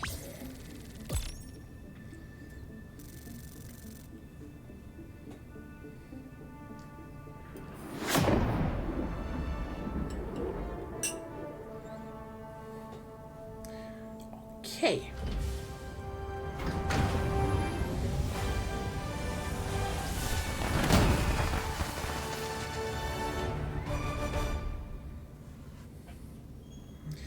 And now, as we gaze once again upon the planet conquered, besieged by Illuminate, that we are liberating, we can talk about another Nya Award. See, yeah, Helldivers 2 is the best co-op game. But sometimes you want to fight other people. Sometimes you really want to do multiplayer. And I think... Like PvP. Yeah. And the biggest one there is, the shooter genre. I read a bunch of good ones coming out this year. Some that went bigger, some that went smaller. Some unique, and some less unique. But one that stood out as being, innovative and had all the signs of being great. This Nya Award. Concord it isn't. It's X-Defined actually. Which also shares a second Nya Award. With game killed off too early this year. Because god damn it, it's kind of wild to say Ubisoft really made kind of like the best multiplayer shooter this year that no one played, and I can just sit here talking about that. And the only thing probably most have to compare is Marvel Rivals, which isn't bad, but god damn it, was this game killed off too early with so much potential. So yeah, enjoy this award. You can enjoy it long, it's just for a few months and not everyone is new. But yeah, this Nya Award for best multiplayer shooter and killed off too early go both to X-Defined. We didn't deserve you, I guess. But I mean, most overlooked you anyway, so yeah. 2 Nya Awards at once. Aren't we effective here, See, Jeff Keighley always has this oh, please wrap it up. We need to, people speak. I only speak here. I just hand them out and perfectly fine. Special Terminate with Extreme Prejudice Award for Concord. I mean, I think Concord really was X-Defined on super steroids to a certain degree. Was Concord this year? Concord was this year. Like, Well, there was also hyenas too. fuck! I mean, you know what the saddest part about X-Defined was? It was one of those games that when I streamed it, I always had people being like, oh, where's that game from? That looks fun, I want to play that. Even when I played, I literally had a bunch of people joining my stream when I played the final update, where, you know, no new person could download it anymore, when all the stuff they, you know, just kind of had done, was kind of working, just slammed into the game. Hyenas wasn't even released. Hyenas was definitely in that sense before Concord, because it didn't get to release. It was like, played? Yes. I think it was in beta. It was about a week away from release or something like that. It was about to be released. I mean, it wasn't as bad as I think someone else, as a different game has had it, but it was pretty close to. Yeah, it's not a, it's really not like the best yet for some, you know, for some games in that sense. I mean, honestly, X-Defined, I can totally blame on one thing. It was not on Steam. Because this is probably the biggest thing I have always seen. People looked at the gameplay when I streamed it, they were like, this looks fun, where can I find it? And I said, do you play launch? And they're like, oh yeah, I haven't opened that thing in years. And like, yeah. A lot of people don't know the game is out there. And I can only keep saying, one of the reasons why so many mid-sized to smaller games succeed on Steam is because you can actually be seen on Steam. People look on Steam, and Steam uses the fact that everyone maybe looks once or twice per week in the store to tell you, here's a new game, you could like that. Do you want to take a look at that? And like, yeah, this game died off because it wasn't on Steam. It had some droughts, but it wasn't on Steam. That was it. Kinda sucks. But you know what? We have a third award to give out. The I Will Keep Thinking About This Game award. And there were 2 games this year where I would have said this kind of applies to me. But then I looked it up, but like, so one is the honorable mention and the other one is the actual winner. Both were, you know, they were narrative games, narrative experiences, I would say. They're experiences. And both had great characters that sucked you in. They were about work, capitalist exploitation, and a subtle horror just brewing under the surface. One is the very Scottish Still Wakes the Deep, that is the honorable mention, and basically second place. That one was good. That was like, yes, you played and you're like, that was good, you know, that sat with you. And the winner is Mouthwashing. Congratulations, Mouthwashing. You get the Nya Award for I Will Keep Thinking About This Game, because I still kind of think about this game. It washes away the bad taste, you know? Definitely a very unique title and totally deserving of a Nya Award. A big congratulations round for Mouthwashing. Yay!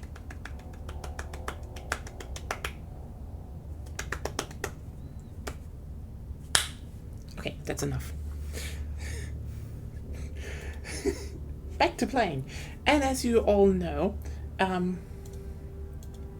the community slot is open for diving, but we are going straight back in because we have some Illuminate to kill, and then hopefully we might even be able to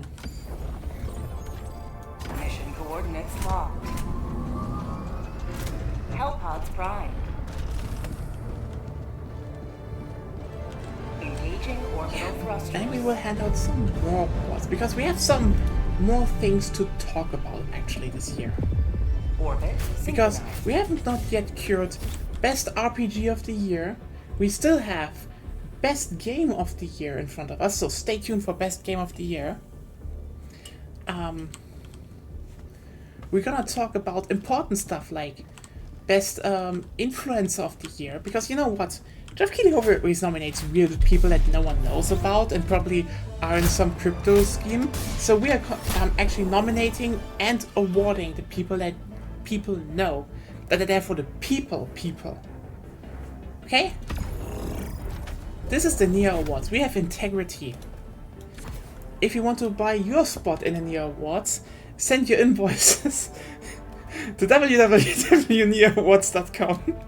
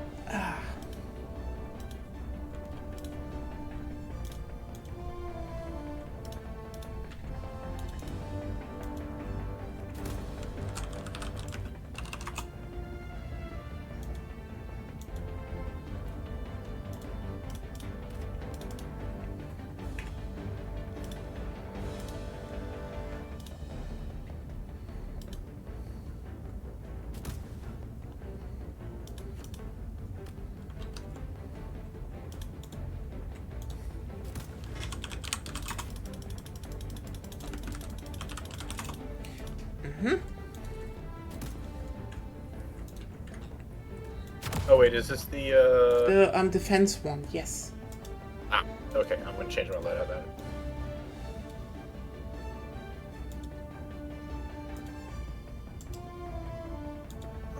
Let's do that.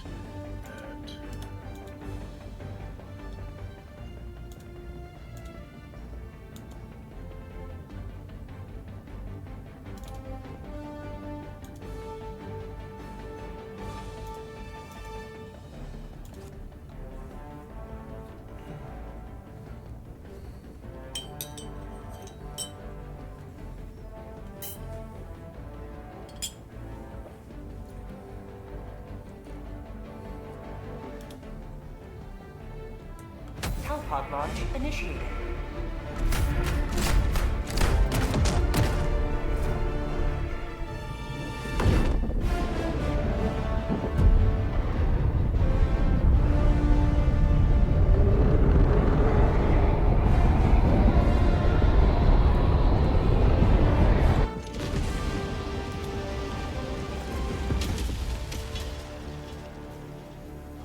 All the galaxy looks to you for salvation. Let nothing stand in the way of liberty. Calling down support weapons.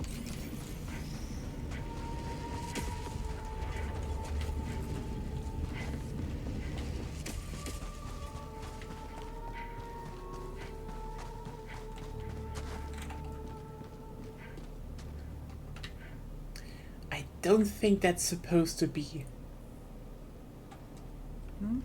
I don't think that's supposed to be blinking. What is? Oh, look to your right. Oh, Calling down the sentry. yeah, I'd agree with that. Calling down fortifications. I think that's a spawn point marker, but I think it should be hidden. It's Yeah, missing texture. the military music stings really are on point here. I don't think...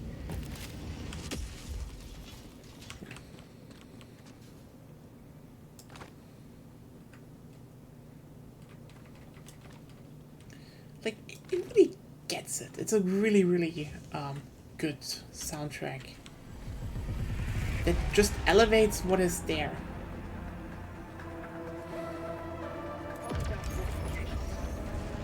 Squids.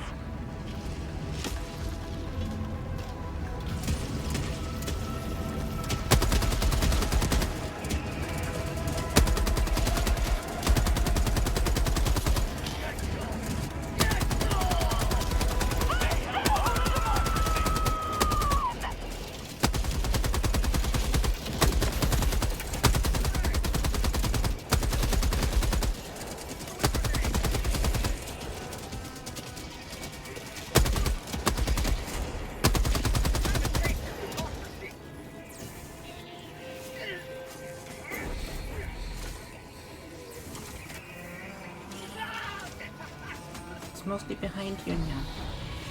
That's why Zeb is burning everything. I know. I keep everything harsh off and in front, and that burns behind. Okay, I help him a bit.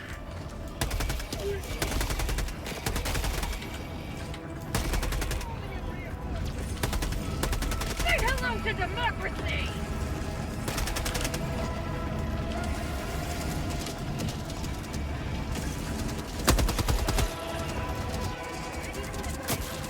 That's called democracy.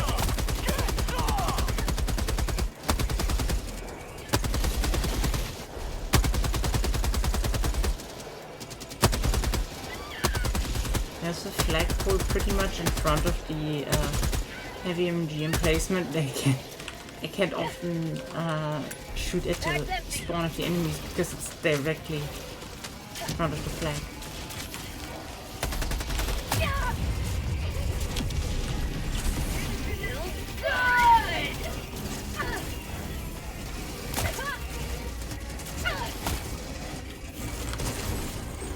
Wait. Fire in the hole! Calling down a support weapon.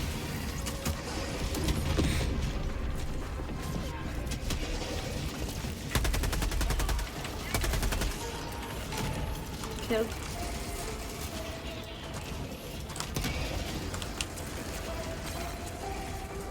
Yeah. Calling in reinforcements.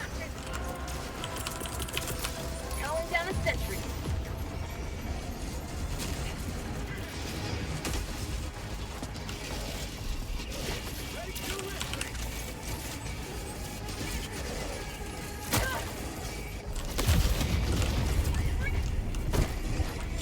Freedom never sleeps!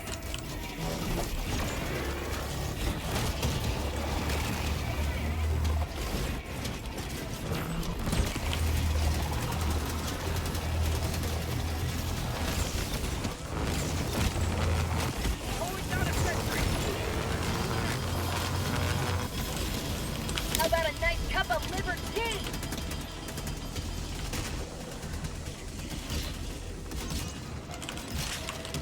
Good dog! Good dog!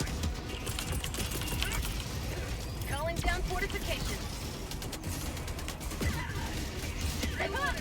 How'd you like the taste of freedom? I'm dead. I don't know how, but I'm dead. That quickly, please. I already did. Nice. Wonderful.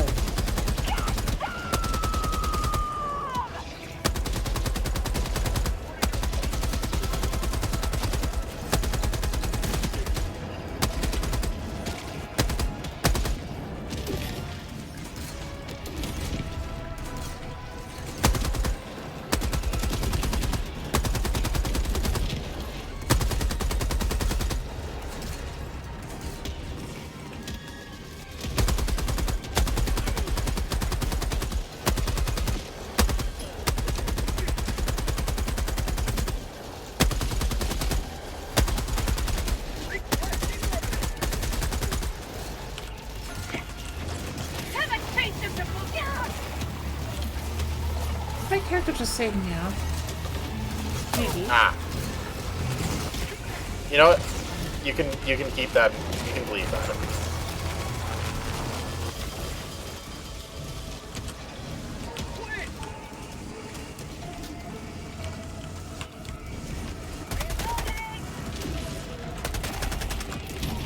Requesting sentries.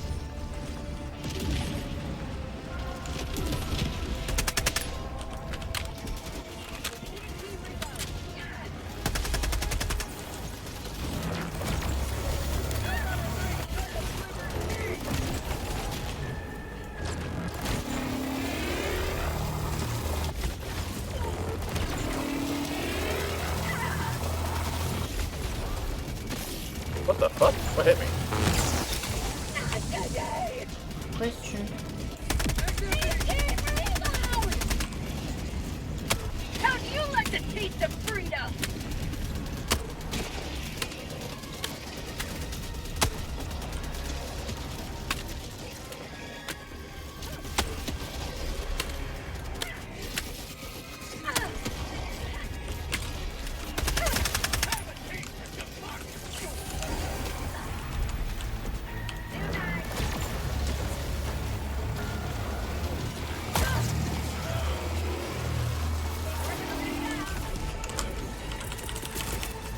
Requesting sentry.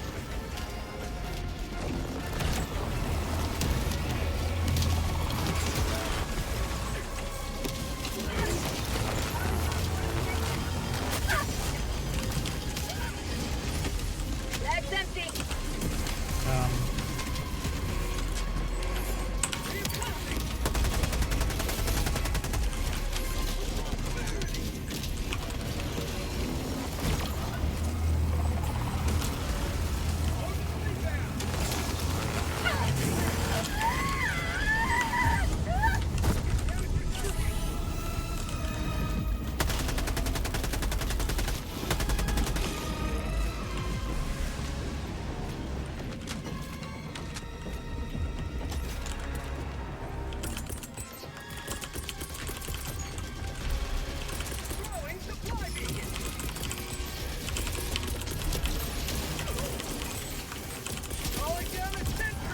Requesting fortification.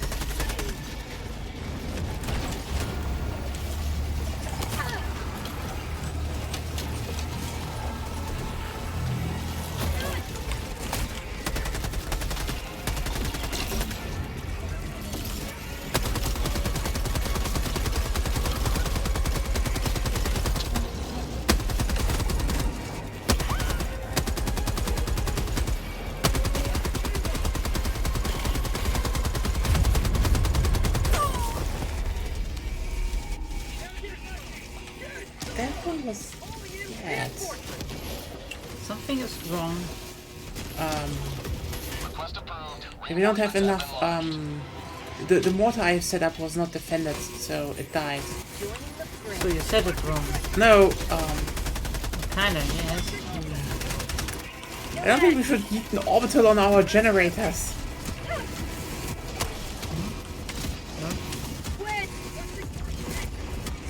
It's slow, not Yeah. nothing that does damage. It's dead though. Yeah.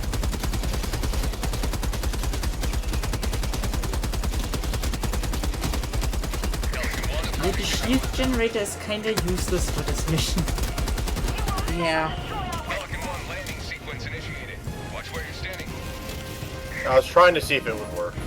Yeah. Would have been nice if it would work, but since they can just walk through and it's pretty big, Yeah. it doesn't seem to be working as well as it should. Countdown initiated. Stand by for takeoff. Reinforcement budget depleted. Extraction complete. Pelican 1 beginning ascent. That's what we call a pro helldiver move. We dive and then we. You have escaped death. That's a helldive jutsu. To redeem this defeat. Planking straight is the ejection. Yeah. Well waxed floor. Yeah. Damn it.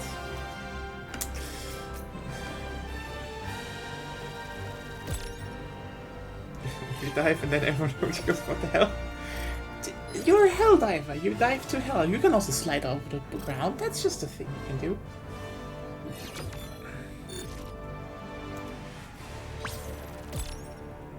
Also, these missions are noticeably harder to do if you don't have 4. True. Interestingly, yeah. Because you can't evade, like usual. Yeah. It's like you definitely should have more turrets constantly in a rotation. But also, Yeah. I think the turret from the newest Warband would be really useful in them because you can just shoot down You the mean the ships. emplacement? The emplacement, yes. Because you can just shoot down things. The ships, I mean. Before they land, so boom. Well, I was taking done. down. I was taking down a lot of the ships. Yeah, sure. It's more like The it's basically the autocannon, but you can control it yourself, and with that you can very easily, for a long time, kill all the ships. that's what I meant because it is Like, pretty good. it is way more effective, even though you also did shoot down ships. Yes. So I guess we can switch over to Helldive. terminates and The such. Super Destroyer But is ready before we for your do that, next mission. we have some more Nya Awards to hand out because I know we haven't played that many this year, but this channel was also based on boomer shooters. And I like boomer shooters. I think they're great. They're fun. They are one of the most thriving genres right now, shockingly, on old engines that no one thought would be worked on anymore. But look at just look at it. GZ Doom brought back the Doom engine, and people are making 2.5D engine games. We have every 2 months there's a new one, and they're all good.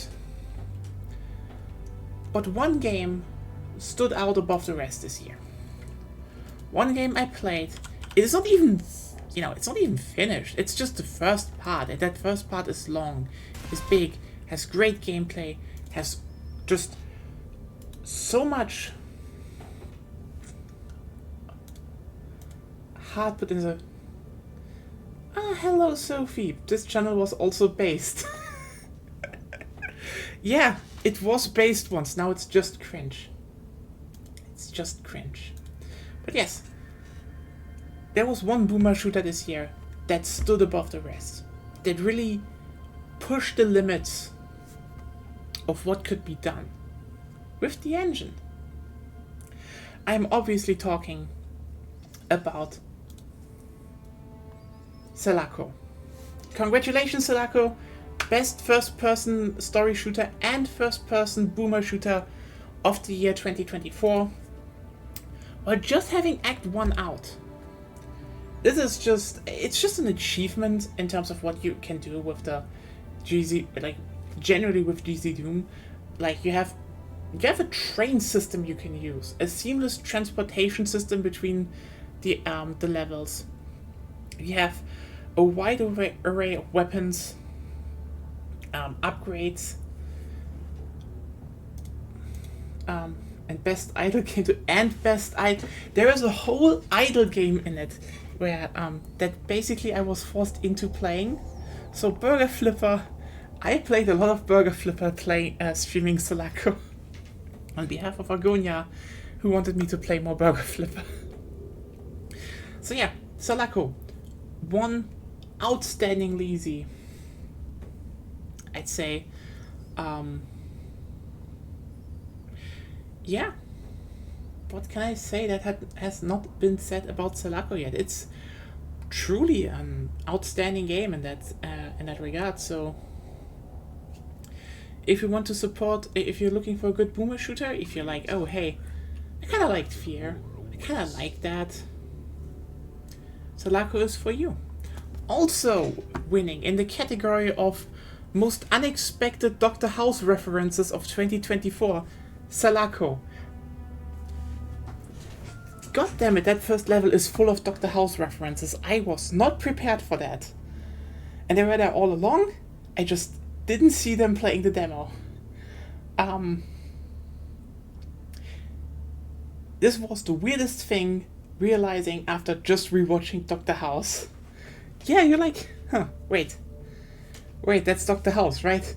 Wait, that's Chase. That's Cuddy, and you're like, oh god. I am playing an extended Dr. House reference, so yeah. Selaco, triple winner, best idle game, best boomer shooter, best Dr. House references of 2024. Congratulations, you have a Nya Award. Be happy. This is, as I said before, the most important award of this year. Keely has nothing on us, he didn't even see you. And you should have won something. So, congratulations. You did. Okay. But we are by far... Yeah, what hype? Yes, hype! We have hype here as well. Keely doesn't have hype, he just has the Muppets. And what is the Muppets against this audience? I mean, it shows he has money. I don't have money. I want money. Keely, give me money, goddammit. But, talking about boomer shooters, Jeff Keely usually, they have best influencer, best online personality, but all of them are usually, again, how many of them have sold cryptocurrency? Probably all of them. How many joined the honey scam? Probably all of them. Like, that's the thing, okay?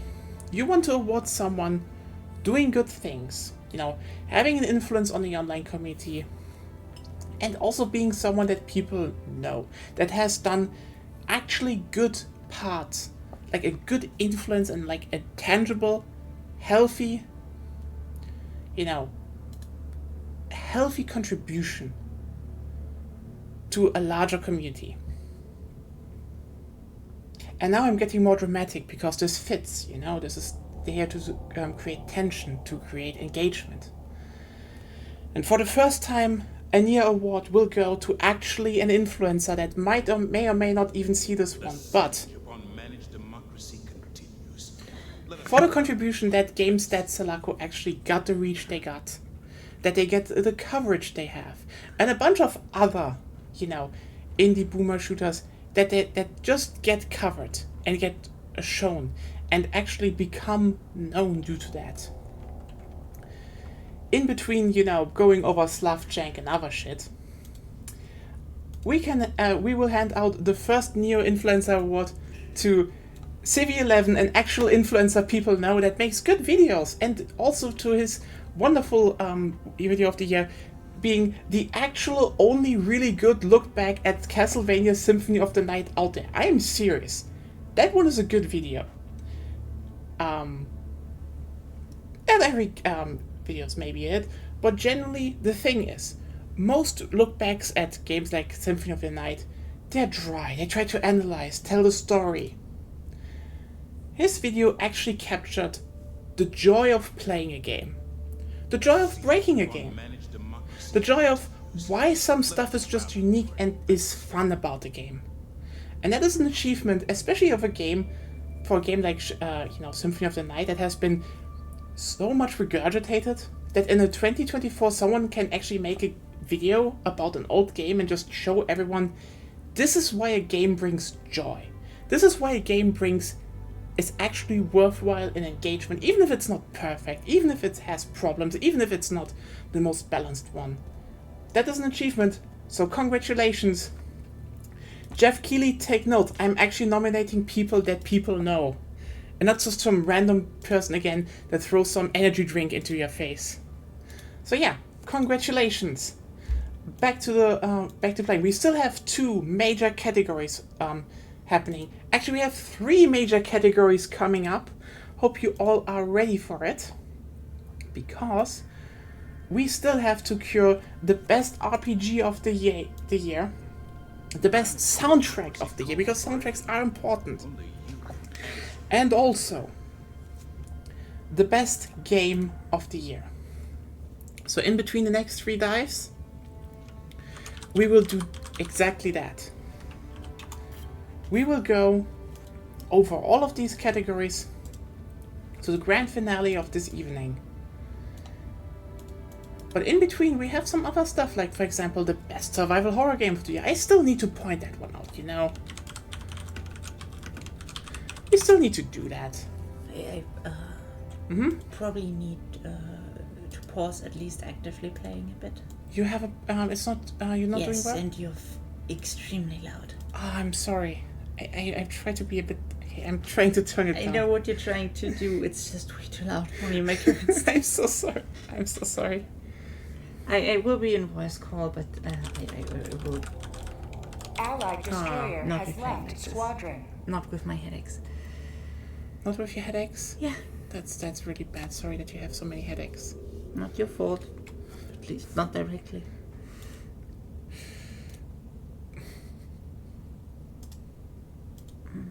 Okay. So, By the way, quick thing. I might have to go soon. oh no. I don't know how long, maybe like 30, 45 minutes. But it all depends on when people get back from shopping. Okay. Yes. So, everyone, again, we have some community slots open. If you want to join the diving, this is your chance. I think we should just turn it down a bit then, maybe on 6. But just, The Helldivers it's just battle us for 2 right now. Let us decide where to enter the fray. I'm just looking for rare samples right now. Yeah, that's fine. There's a swamp planet with Terminids. Sounds good.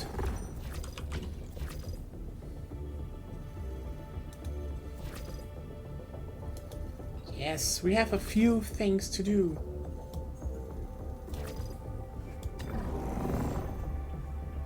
I didn't actually see that, by the way. Sorry. But yes, if you want to join, sure.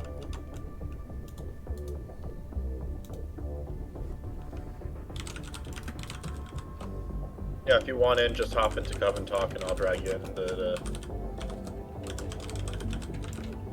channel.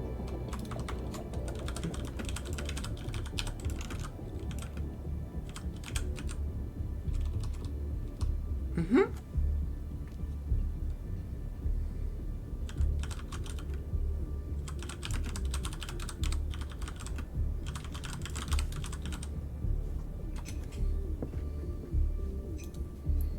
Okay. So yeah, Agonia will leave us a bit. Sorry, yeah. Agonia has some unpleasant activity in her brain. So it will take... Oh, by the way, we can actually, while we're waiting here, we can hand out another award, Even actually. after 100 years, the Illuminate likely remain few in number. Their use of our citizens as shields there are some evidences things their that failure you of sit total there eradication. and I don't think the Nya Awards should be only about positive awards. Sometimes we need to talk about the more negative parts. So, we now have a negative Nya Award, an Inpress Nya Award. And that is... Holy shit, why are you still doing this? God damn it, seriously, you haven't fixed that yet. How can this actually be? And this one goes to Total War Warhammer 3. For, god damn it, why do you still have such a cheating AI? This is kind of embarrassing. And here's the thing, there are probably a lot of reasons why this is. Probably tech debt for them. But like... They did tone down the cheats a lot. It's still bad. Like, you know, we played some Immortal Empires and... What difficulty level did you play at? Basically normal. Normal? The AI gets no modifiers in that. Yeah, but it just cheated themselves armies. Which AI? Higher income, lots of things. They have a lot of stuff. The whole AI is basically built around Which cheating. faction? Which faction did you say is cheating? The fucking vampire lords. They got completely wiped and then had a full army again. 2 times. Oh no, that's just a combination of raised dead and No, the There's dead. no discussions that. Not There are that. even mods for it that tell you what they remove and buffs. You can look it up. They cheat a lot. They literally just cheat a lot, and I know they probably have worked on it, but they are still cheating. And like, this is the award where I'm like, this is probably a tech debt problem to a degree, but I really hope they will fix that because, you know, I'm playing a bunch of 4X games over the years, and here's the thing. No game really comes no game in that genre really is without cheating, you know? You can't really do it. It's just, you know, the higher you go, you usually just give the AI some advantages. That's it. You kind of need to do that. And that's fine. That every game does that to a degree, because an AI will never be really that good, you know? An AI is artificial after all. But spawning armies is... Not spawning armies. But It's yeah, using the mechanic to get yeah, to a armies. degree, but they still have so much more bonuses on top of that they can basically... It basically equates to they almost spawn an army. Which is just... You know, for the biggest game in the genre, I feel like they should definitely be a better example in terms on the technical side. Considering a lot smaller games do better. And yes, you know what? I can really swing around the you know, I can swing around the Age of Wonders 4 card, because Triumph Studios is, honestly, it's a studio that actually takes a lot of care of having an insanely good online environment for their games. Like, you can actually just start a round, leave a round, come back, have asynchronous play. It's one hell of a really good balanced game experience. But when I look at, you know, the player numbers, that Total War Warhammer 3 has 40,000 players as a peak, and still 39,000 right now on Steam. Yeah. And Age of Wonders 4, a game where I thought, oh, I don't even know if this game will survive this year. It did, which just has 3,000 players. So keep in mind, I think Age of Wonders 4 is right now, on the technical side and a lot of gameplay parts, probably one, if not the best 4X game on the market. And Total War Warhammer 3 has 10 times the player base. And the technical side is kind of embarrassing, to the point where I just sit there being like, you know what the sad part is? This is a game that probably needs a remake in probably 1 or 2 years on a new engine, just so the parts are actually working. What, Warhammer 3? Yes. It's not getting a remake. I know, but it kind of needs it. That was the point, because they're old. The engine is so old and broken. To, you know, Total War Warhammer basically needs like one complete remake with all the contents of all games that just works to a degree. You know, that they can actually fix the main problems. So yeah, this isn't to say, is the game bad? No. I mean, you know, nearly 40,000 people wouldn't play a game if it was, you know, to the core bad. But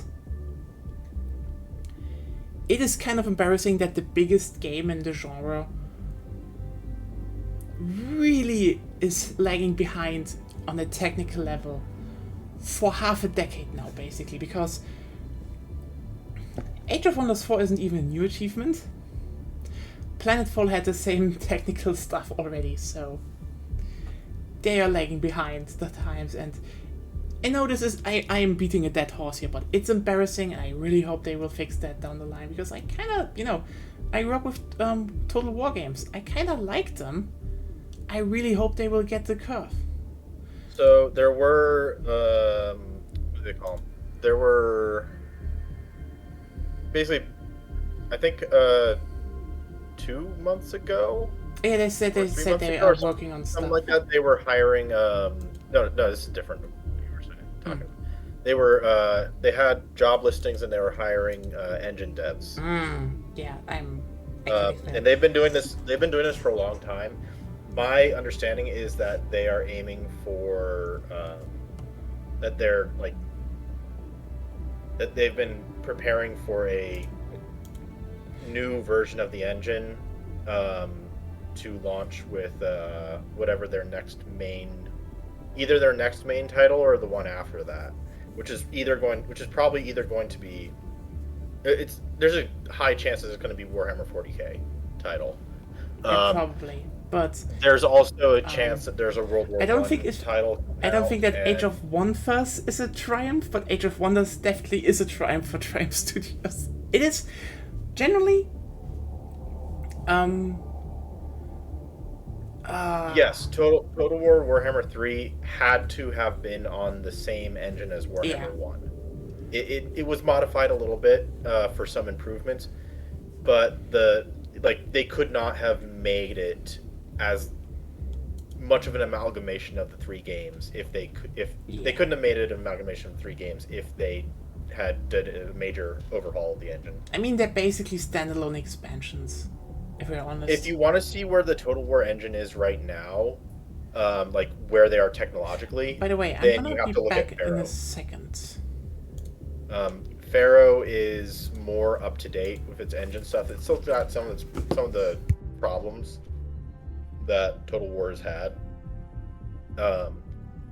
because it's not a major overhaul of the engine, but it's modern. It does a lot of things that they've been trying to do, and yeah. Also, one of the interesting engine things, supposedly, the Sophia team figured out how to, figured out a good, stable way to resize the campaign map,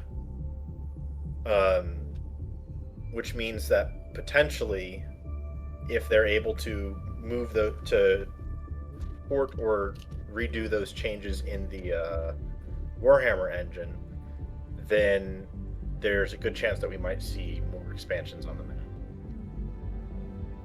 in the westward direction, which would be nice because the western side of the map is kind of squished. But yeah, there's a lot in the future of Total War. No, it's nice to know that the game isn't dying. Sorry, I can't say anything about the Total War games in general. Yeah, no, I played there's Shogun gonna 10 be years Doomers ago all a bit, and that's it. There's a lot of Doomers in the Total War community. Mm. I just ignore them. Yeah, A lot I of us think ignore them. it's always a good thing to do. Ignoring the community Yeah. for the most part in every game. That said, you need to know like who to ignore and who not to ignore in the community,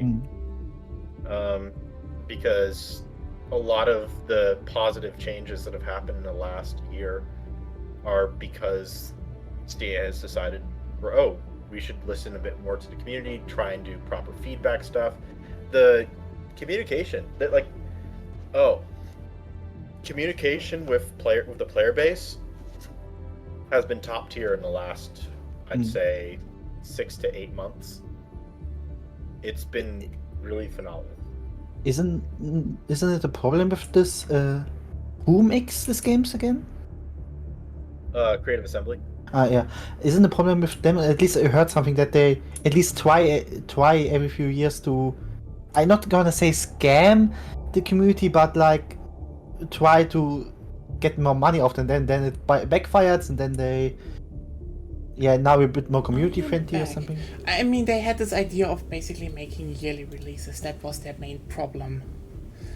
So the yearly releases was basically a thing that they kind of felt a need to do because they kind of got into a pattern. So Creative Assembly had a habit of conforming too hard to what they see as player expectations, and it got to a point where players were expecting a new title like every other year. That's part of why they tried to do the By the way, Owen968577, thank you for the follow. We even got one more follow in before the year ended. But CA tries to essentially they thought that's why they did the Saga titles, so that they could make a less expensive and smaller and like a smaller area. Yeah, I mean, title. the thing that is, easier to sell. I would say probably also just the idea of a yearly release was like if people buy it, it's more money, and if you delegate again, as that said, smaller projects in between, for example, Total War, you can have some studios work on it, but that just all piled up to a lot. They also had the invite. Yep. Yeah, send the invite. Oh wait. Hellpod launch suspended. Yeah. But there's also the fact that they had the size of the size of their studios, and their teams were large enough that they could afford to do that, or rather that it was best if they did do that. Allied destroyer has I mean, joined it's also squadron. like again the whole tech debt accumulates because they just kept adding stuff instead of actually working on the engine. I didn't have like a full team working on. There's a lot of things doing that because even if you have a bigger series going on, and 4X games are, let's just be real here, Helldivers 4X to games Hellpods. are still kind of Helldivers complicated, to especially Hellpods. on the technical side to a degree. This is like Warhammer 3 is like the asymmetry, all the different factions, how they work, how they run their mechanics. Everything is so different and varied within itself that it's very hard to train the AI to behave in a fun way. I mean, it's not that it's impossible, but like the thing I'm is not more saying like that it's impossible. I'm just saying it's a very big challenge. yeah. I think also just the fact is they just didn't have time doing any of that. They didn't have time working on it. They didn't have, you know, the money and plans to actually set something up for it.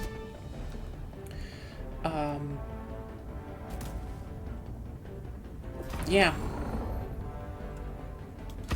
It's just, there's a lot coming together in...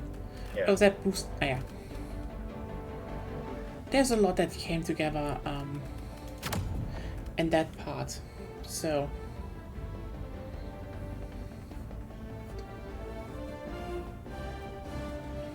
Hellpod launch initiated. But yeah, so anyways, they're most likely not going to have major changes to the engine for Warhammer 3 just because of the redundancies and the layoffs from Sega. Probably not, but So I mean, they're like, most likely it's... going to be focusing on continuing content for the rest of Warhammer 3, getting in everything that everyone wants. Yeah. And essentially, I think the way that it's going to have to be is that we just put up with some of the things that are a little lacking in Warhammer 3. Yeah, I mean, this is Which is why where I a lot of say... people really at this point. This is why I say this is more like a game that almost feels like it needs a remake than... But we'll see how old this is this game? 2 years or so. No, okay. Yeah, Warhammer 3 is 2 years, but Warhammer 1 came out about 7 or 8 years ago. Yeah, it's they just and also that was built on an older engine, and yeah. If I remember correctly, they used the modified version of the Attila engine. I mean, that's the thing where where I would say that that's true. Like, yeah, ironically, the whole is it even worthwhile for a studio to invest in AI or, you know, technology, especially multiplayer technology? It's like, obviously they apparently don't need to do it because they're like, there's a large portion of people playing Total War, even though it was definitely you know, also to a degree seen as a 4X game to be played in multiplayer. They just play it single player. It's that. I mean, single player is the primary gameplay for the game. I mean, yes, but also, I'd say the thing is just that, okay, I want to just point out that, sorry, brain, I need to just focus for a second. What I want to point out is that multiplayer is still a part, but yeah, because they probably are like, it's not gonna make us money, which is also to a degree you don't know it that much, actually. Like, well, actually, so CA has invested a lot into the multiplayer scene. Yeah, I mean, no, this is more like tournaments as well. This is less, you know, investing in the multiplayer scene. More like you need a good multiplayer environment before that. That's also like, yeah. And I think the multiplayer on a technical level and also isn't really working that out because like you don't really have a scene just, you know, if you put up money. Quite the opposite, actually. You kind of need to have someone wanting to play it first, and we do. The multiplayer scene is kind of big. Yeah, but it's also not infinite. Yeah, it's not like that people want to get into it. Yeah, but I think like too many developers, our rest. What? I think it's bigger than it is, and they invest too much. Like Overwatch is a prime example of. Yeah, it's going to be the next big thing, and it was big for a time. Sorry. I got bugged, literally, but I got stuck in. There's a shrieker nest How'd you like somewhere. a taste of Yep, freedom? I know.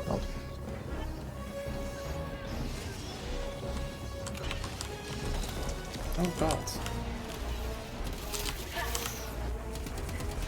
That's called democracy.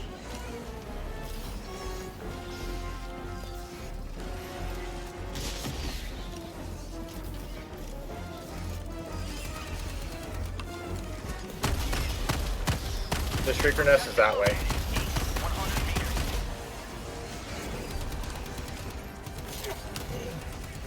Now, are you able to reinforce? No, I'm currently... Reinforcements.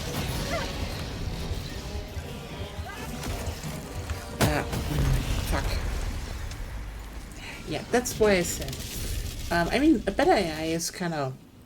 But also, here's the thing why I would say that is kind of... why I have a problem with the whole AI debate is that every smaller studio tries to make the AI in their game, you know, non-cheating, good, you know.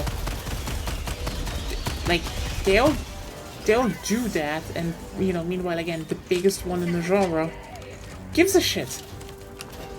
And, like, yeah, you can say it's you know, it's probably not giving them that much money, or, you know, they don't even know if it brings a big return on investment. Also, it's just...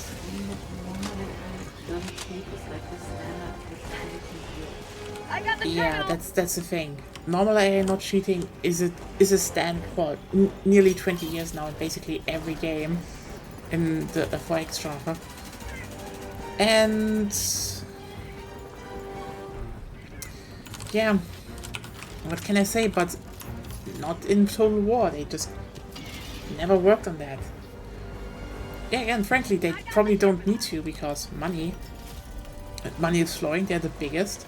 But also it's just like, yeah,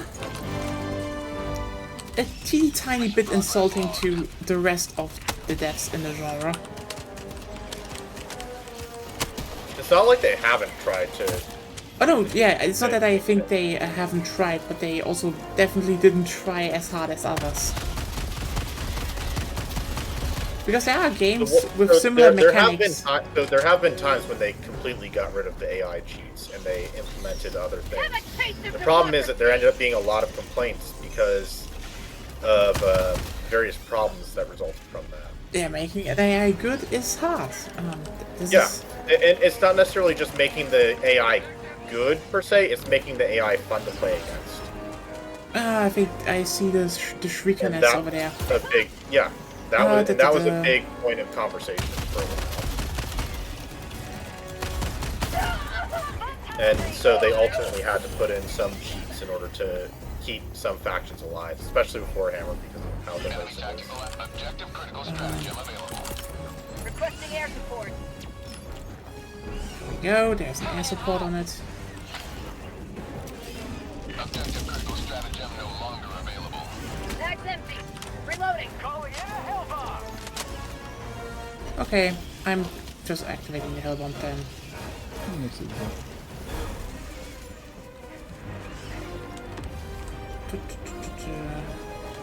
Still, they should definitely try and do better over the years. Engaging terminal.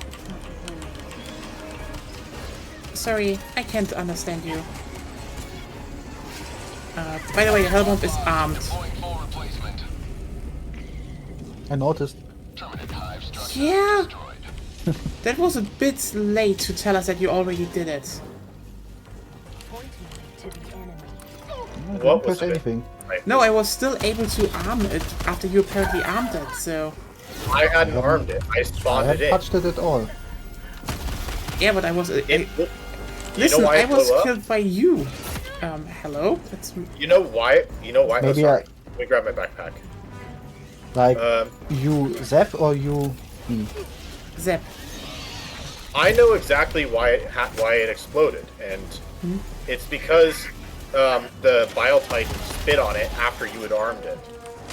Interesting, but it told me you did it. Yeah, because I'm the one who spawned it in.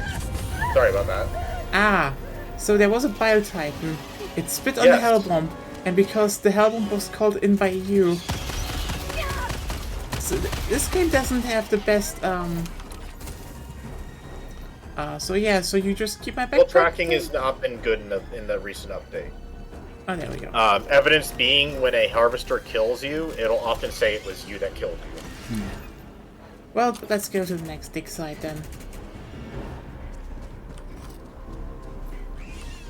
Some objective near your location. Yeah, it's like the inverse of how the battlefield kill feed lets you blow up tanks with revolvers and slug shotguns if you shoot C4 with it. Yes, that's what I thought about as well. It's like, but yeah, the thing is just about Total War. They kinda need to do better overall, I would say. It's simply just, they are very, they're just relying on the fact that they have a big brand, they have a name, and yeah, that's it. They just have the big name, and they don't need to, you know, work on the AI. They don't need to work on, hey, how can we make the AI just less cheating, more fair, because It's not even work. Like there are mods that remove most of the buffs every AI gets. Some of them apparently aren't be able to remove because then their AI doesn't work anymore, which kinda tells you how bad it is. which is But it's something they could work on without too much investment. It's with an investment, but hey, if the normal AI sucks, then the normal AI sucks. Everyone who wants it harder can do it like in every other game. It gives it more bonuses. Reloading. Should be one AI that doesn't yeah, cheat. that there should be one that doesn't cheat. That was like a very core thing of a lot of games. Oh.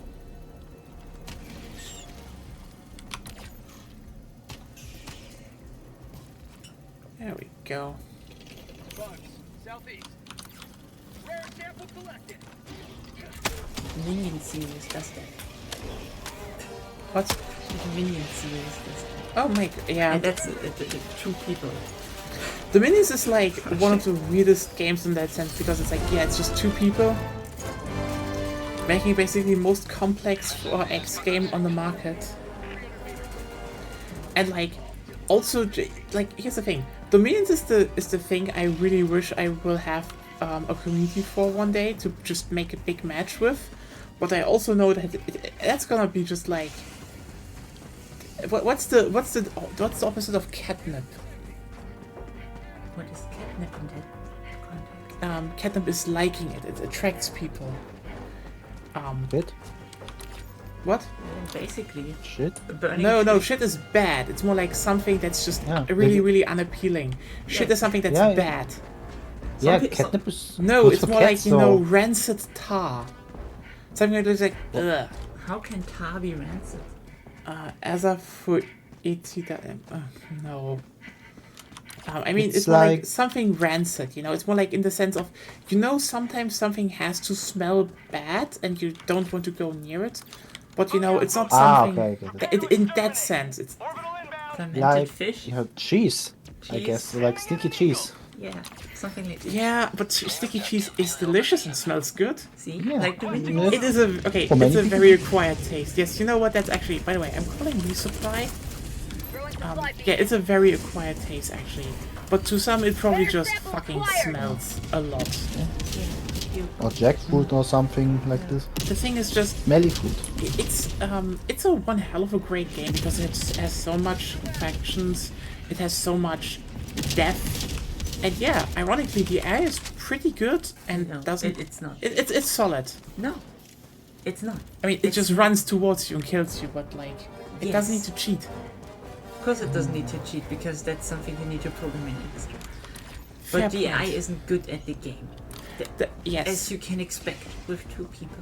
Yeah, I mean, also the problem is that this game just what a lot of other games have, like, you know, politics system, etc. It's not there. It's like you build units and you build units and you build units and you build units. That's it. Well, there is a politics system. It's to be expected that the player... Talk to each other. That's it. So the Bot tunnel breach. It's actual politics, basically. Yeah, like. Yeah. But it's not like directly implemented in the game. No. It's more like you have a It's more like a reputation system based on the play. Like, for example, there are non-aggression agreements and stuff for certain rounds. Sample collection. You can have, and if someone breaks that so-called nappy agreement,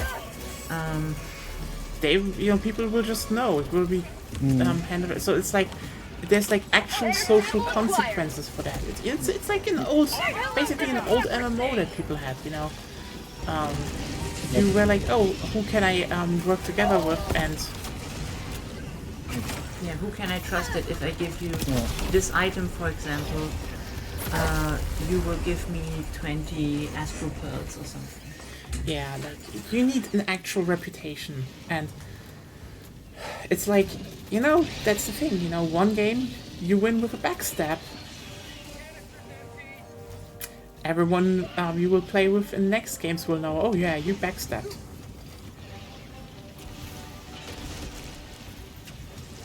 Requesting air support. It sounds also a lot more dynamic this way, and It is. Let's just be real here. That is how a lot of those games kind of function, actually. Oh? I am still dead. Oh. Also, I was killed by Zep. Like, how did that happen? again. Yeah. I don't know what happened there. Reinforcing. Land on this. I try, I guess. Request approved. And there it goes. Oh, it's that anyway. Okay.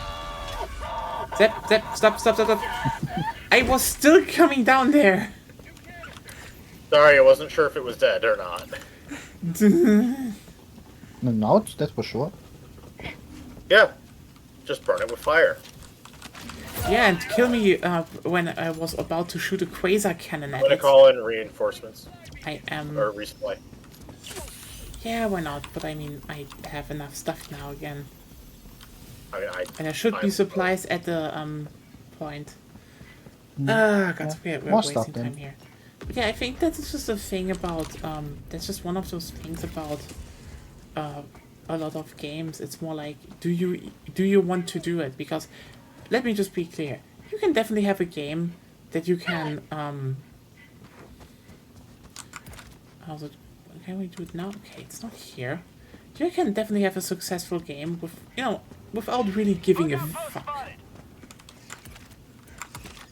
I think we can all agree on that. Like, Total War Warhammer 3 doesn't give a really a lot about the multiplayer. It has the tech that It's a primarily single player audience. it is, yes. But like again, it's also not doing a lot to really make the multiplayer more appealing. Because with a bigger audience, obviously you have people playing it, but it's also like you kind of need to to have an appealing multiplayer, you actually have to make a basis very appealing and digestible for people. So where the fuck is the site? Closer to. I am just very confused. I mean, what are you even talking about the multiplayer? Most multiplayer matches there are skirmishes and yes. stuff like that. They have a dedicated mode for, or do you mean campaign? Both. Like, for example, okay. Because the first one, skirmishes, that already exists, that works, that's no problem. Also dedicated, like the only thing that they do that's actually like not helping the multiplayer community is that they don't have dedicated servers for the skirmishes. Otherwise, skirmishes are like in a really good place multiplayer wise. Yeah, that was that my is impression as well. What they have a problem is with campaign, because their auto resolve sucks ass. Oh yeah. Because they don't simulate the battle, which then probably comes down to with the AI. I mean, that's probably a thing where like a lot of devs don't do that, which is Yeah, that's a common problem in 4X with auto resolves. That's that's a common thing. okay. But I don't know how easy that is to be resolved in Total War Warhammer 3. I don't know. I mean, that probably also comes down to the whole engine tech debt, because I feel like with a better setup, What's the problem that you're specifically talking about? that auto resolve doesn't simulate a battle, but just They've been compares struggling values. with auto resolve for a long time. They're know. not I quite know. sure exactly how to handle it properly.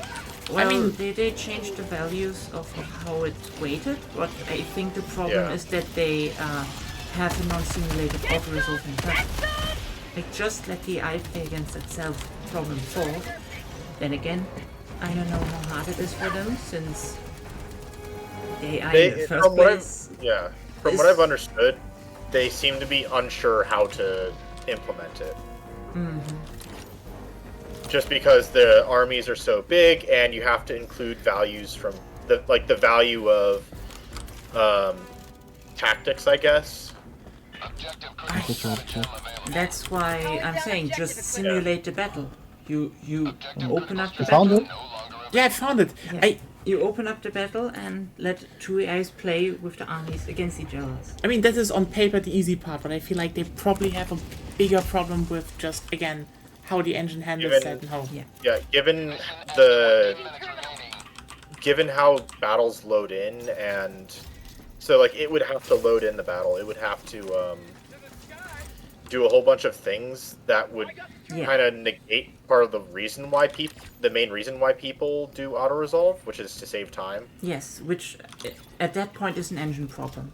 Yeah, it definitely is. That is.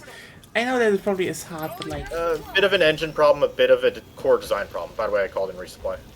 yeah, we have another one here anyway. But Yeah, You because never have like, enough. that you have a strategic Requesting air support. The strategic layer. yeah, strategic layer and the battle layer. That's something that Age of Wonders has as well. And they, I think pretty much as soon as they got auto resolve, always just let the AI play against itself basically. oh, wait, So they can do it, and they are way smaller, so it can't be that they don't have the manpower or anything. It's probably more of a people tech problem that Creative Assembly has there. I mean, it was the continuum. what's Triumph? Yes, Triumph and Total War was Creative Assembly. Creative Assembly is Total War. Triumph is Age of Wonders. Then I got that. But also, like, I mean, the irony is that they're just very unique in that regard, because, I mean, I talked to the devs at ParadoxCon 19, and they said they are, you know, basically the only ones doing this, even in the, you know, how's it called? Even in the turn-based department. Fuck.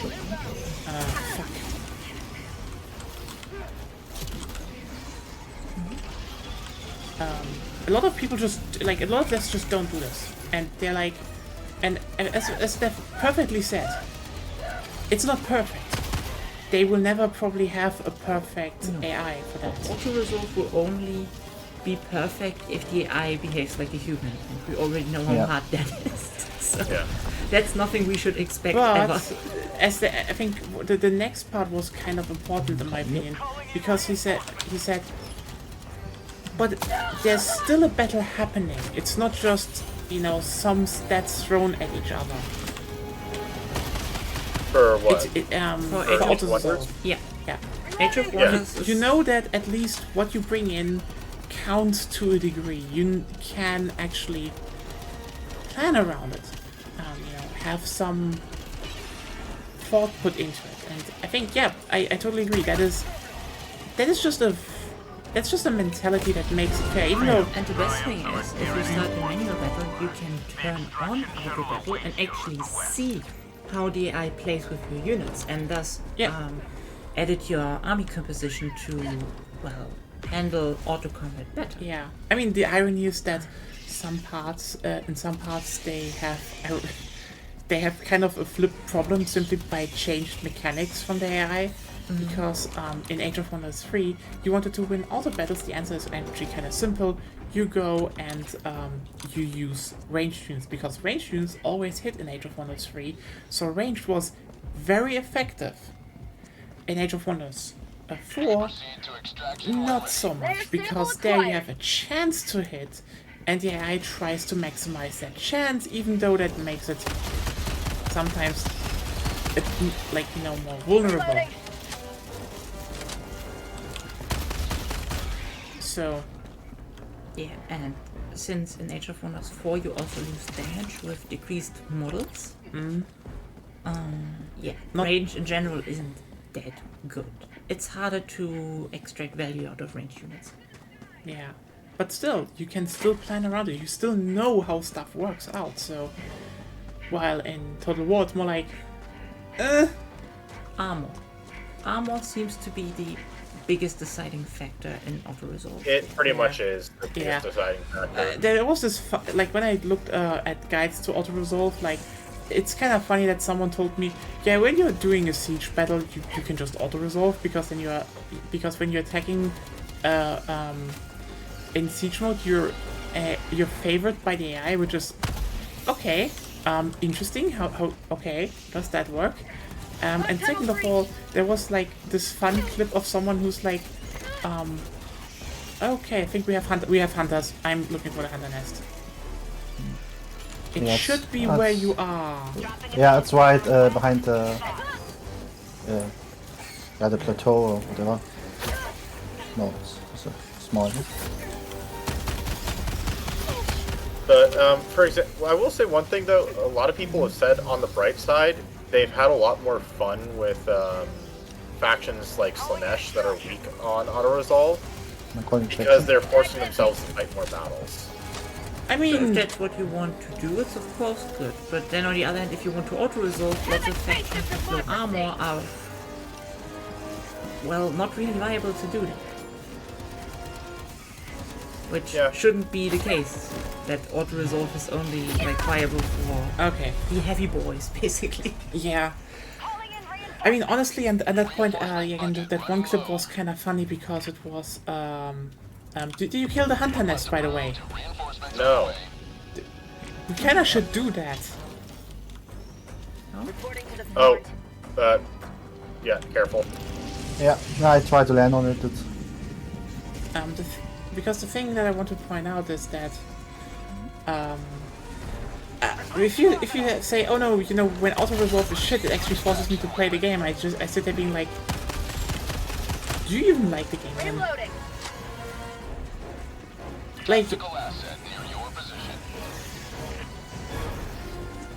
That's kind of the thing I need to ask them, It is sometimes so weird to me how people sometimes talk about their experience with some video games, that they're like, oh yeah, you know what, that game actually then forces me to engage with the game, and I just sit there being like, do you even have an interest in playing the game?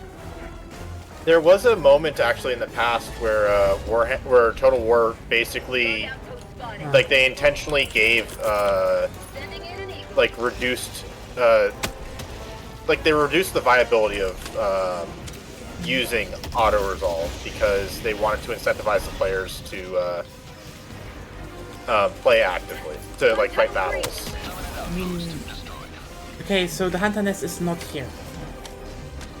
I mean, it's, I would say in general, a bad idea, because if most of your player base isn't engaging with the manual combat system, that means your manual combat system isn't appealing.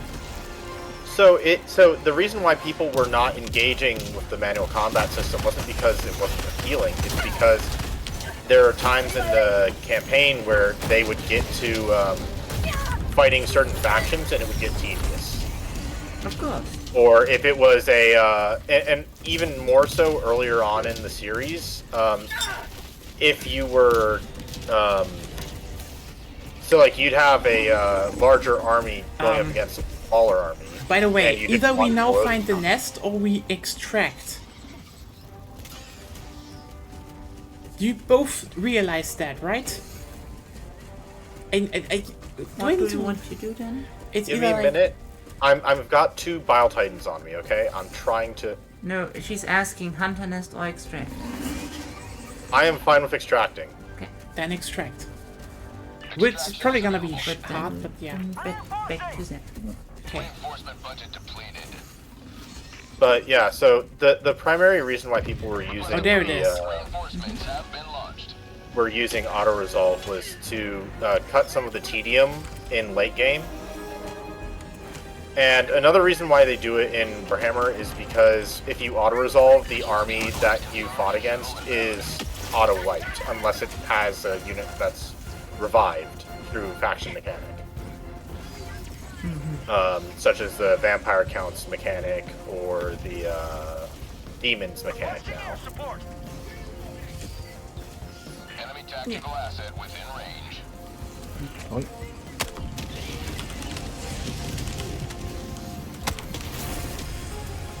ETA T-minus 2 minutes 30 seconds.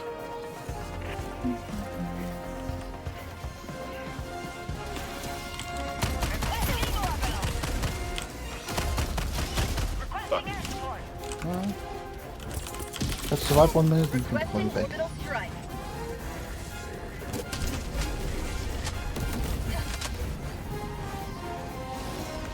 So I will say that because of the way the game that Total War is developed has been kind of insular around the rest of the 4X genre and community. Partly because of how it's a combination of both turn-based and real-time, and just like the things that it, the mechanics that it uses, essentially. And the community just kind of like accepts it as is, yeah? Except turn-based and real-time part, I don't see any unique mechanics in the game. Yeah, there were a bunch of similar games back in the day. Huh? What? What's that? What was I meant the really popular? Yes, there it's definitely unique. I don't know of any other game series that does. Battle for Middle-earth. Okay, fair, yeah. It had. I mean, sorry, that is the obvious one. That was I the kind of Total War clone, and it was good. It It was had really good. time-based. Wasn't it real time? It was both. It was both. It was the ring. Okay. It was the ring wars where you could auto resolve and go into a RTS map and battle it out. Oh. Or, as I said, auto resolve. There was a mode for that. They I had a didn't whole know they that. had a whole ring war campaign. So yeah, it was an RTS, but also it played very similar to Total War. Like basically, Battle And for Middle. both have not that good controls for the genre. Fair I point, remember but also, back then people are really fond about this game and Oh. talking, but never really that it also had this turn-based part. That's why, which really, you nice. never saw the ring wars. It was literally Middle. Okay, here's the thing. Battle for Middle-earth 2 was basically Total War Warhammer, decades before Total War Warhammer. You had all of Middle-earth, as a map. You walked over it like, Visual on the extraction zone. There were like several campaigns as well. Like you could go to a lot of rings. That, Don't go in, then I need to make it back. yeah, my what- PC wasn't strong enough for these kinds of games. That's why. yeah, no, I mean it was And was with the expansion, actually. you could also play the Don't go in. that set should. Sorry. He said don't go in. He still has Yeah, to I- come back. I'm sorry. I'm close enough, it's fine. Yeah. No, I didn't hear you. No. Right Extraction complete. Pelican 1 begins. I Listen was next making time. sure to pick up our samples. Ah, okay, yeah, that makes sense. But yeah, the thing is that they were basically, I mean, even gameplay-wise, they're, they did a whole, they had cavalry charges that were countered by spearmen. Spearmen were countered by melee units. It was very Total War, but it had base building. But also it has, let's have a bit of a tangent again over Battle for Middle-earth. First of all, the lead designer of that game series is Dustin Browder. The same fucking guy that did CNC Generals and later StarCraft 2. So, Battle for Middle-earth is unironically one of the best concept combinations of so many things in RTS, because yeah, it had the Total War combat balance, and you know what? I will always say Total War, real-time combat felt really well, and it fitted Middle-earth. It wasn't perfectly balanced, but we get to that. It still had base building, like a traditional RTS. It had a really unique resource system, because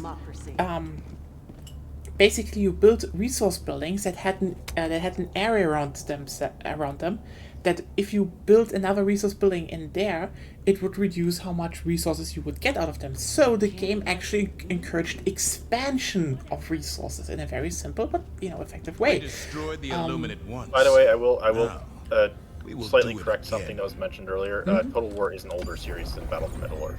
Yes, but the She point said was Warhammer, I think. Total War Warhammer. it was Total War Warhammer before Total War Warhammer.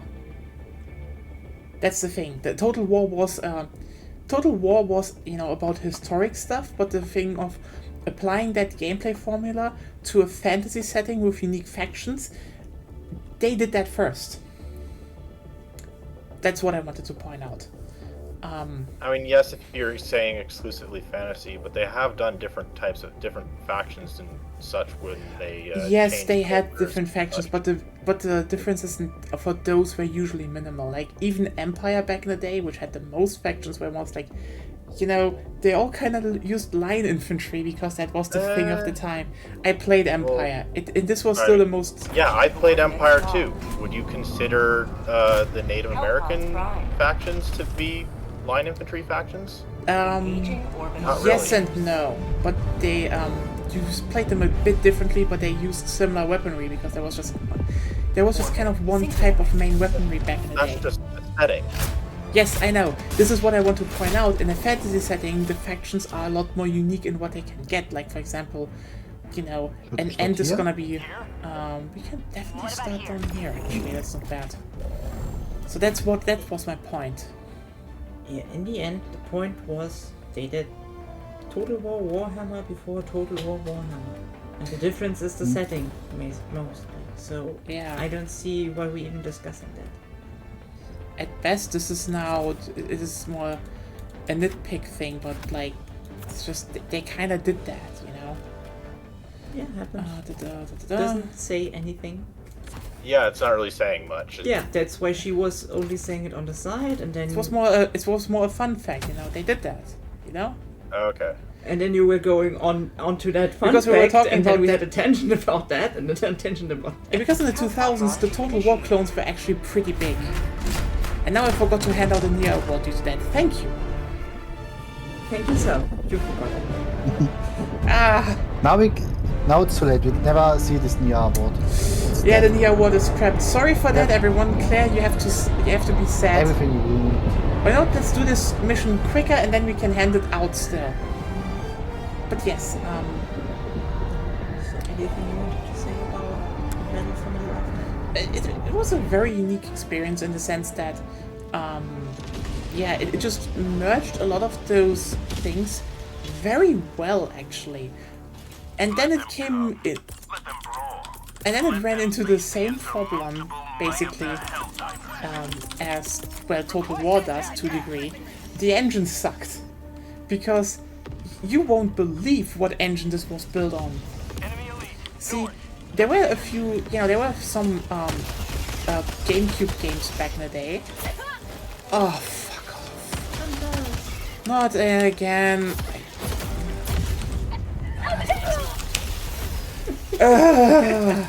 Great start. Stalker! Yes, I know.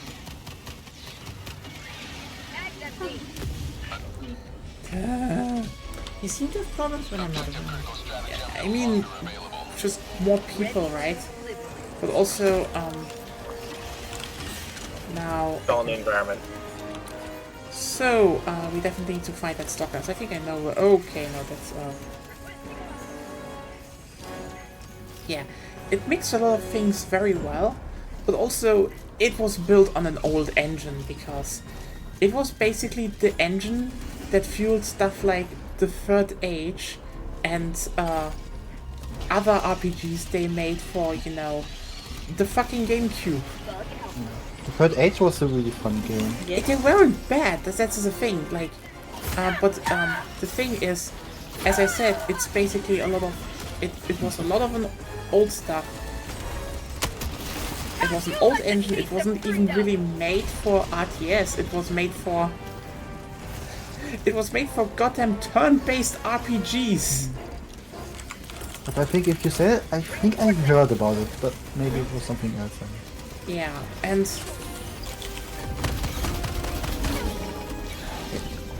on its head?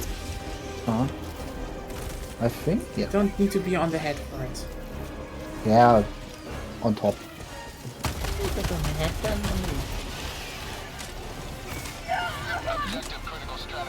Nah, yeah, I just sat on the head. I didn't plan on literally landing on the head. Just on it. It's enough. It worked.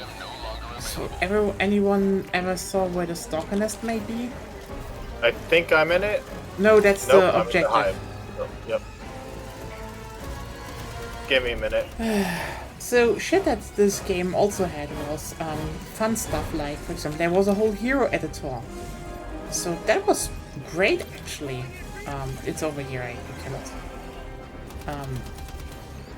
But then it was just also debalanced. Like, for example, the orcs were too strong.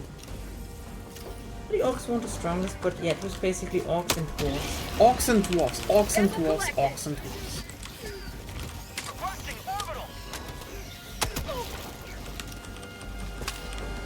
Aim.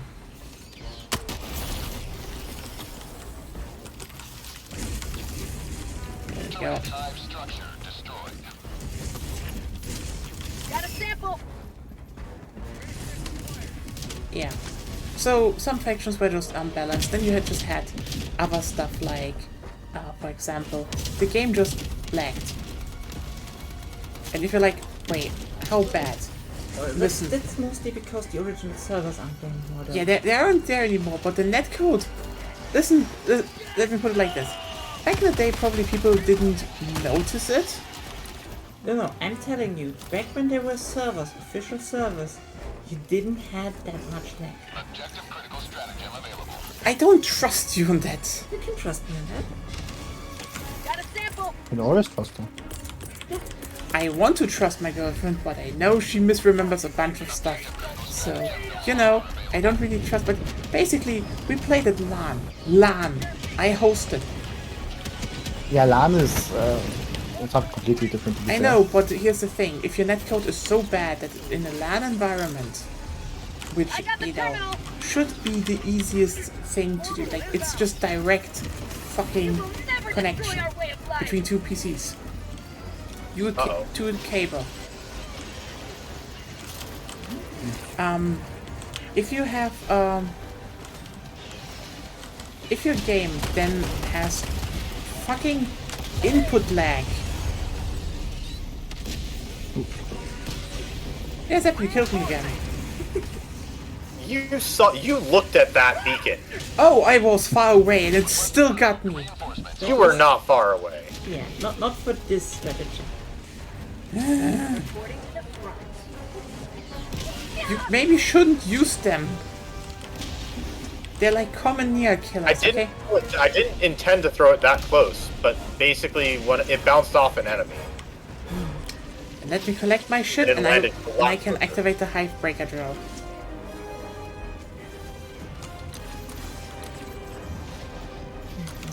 That's my stuff. So if you wanted to talk about Yeah. that.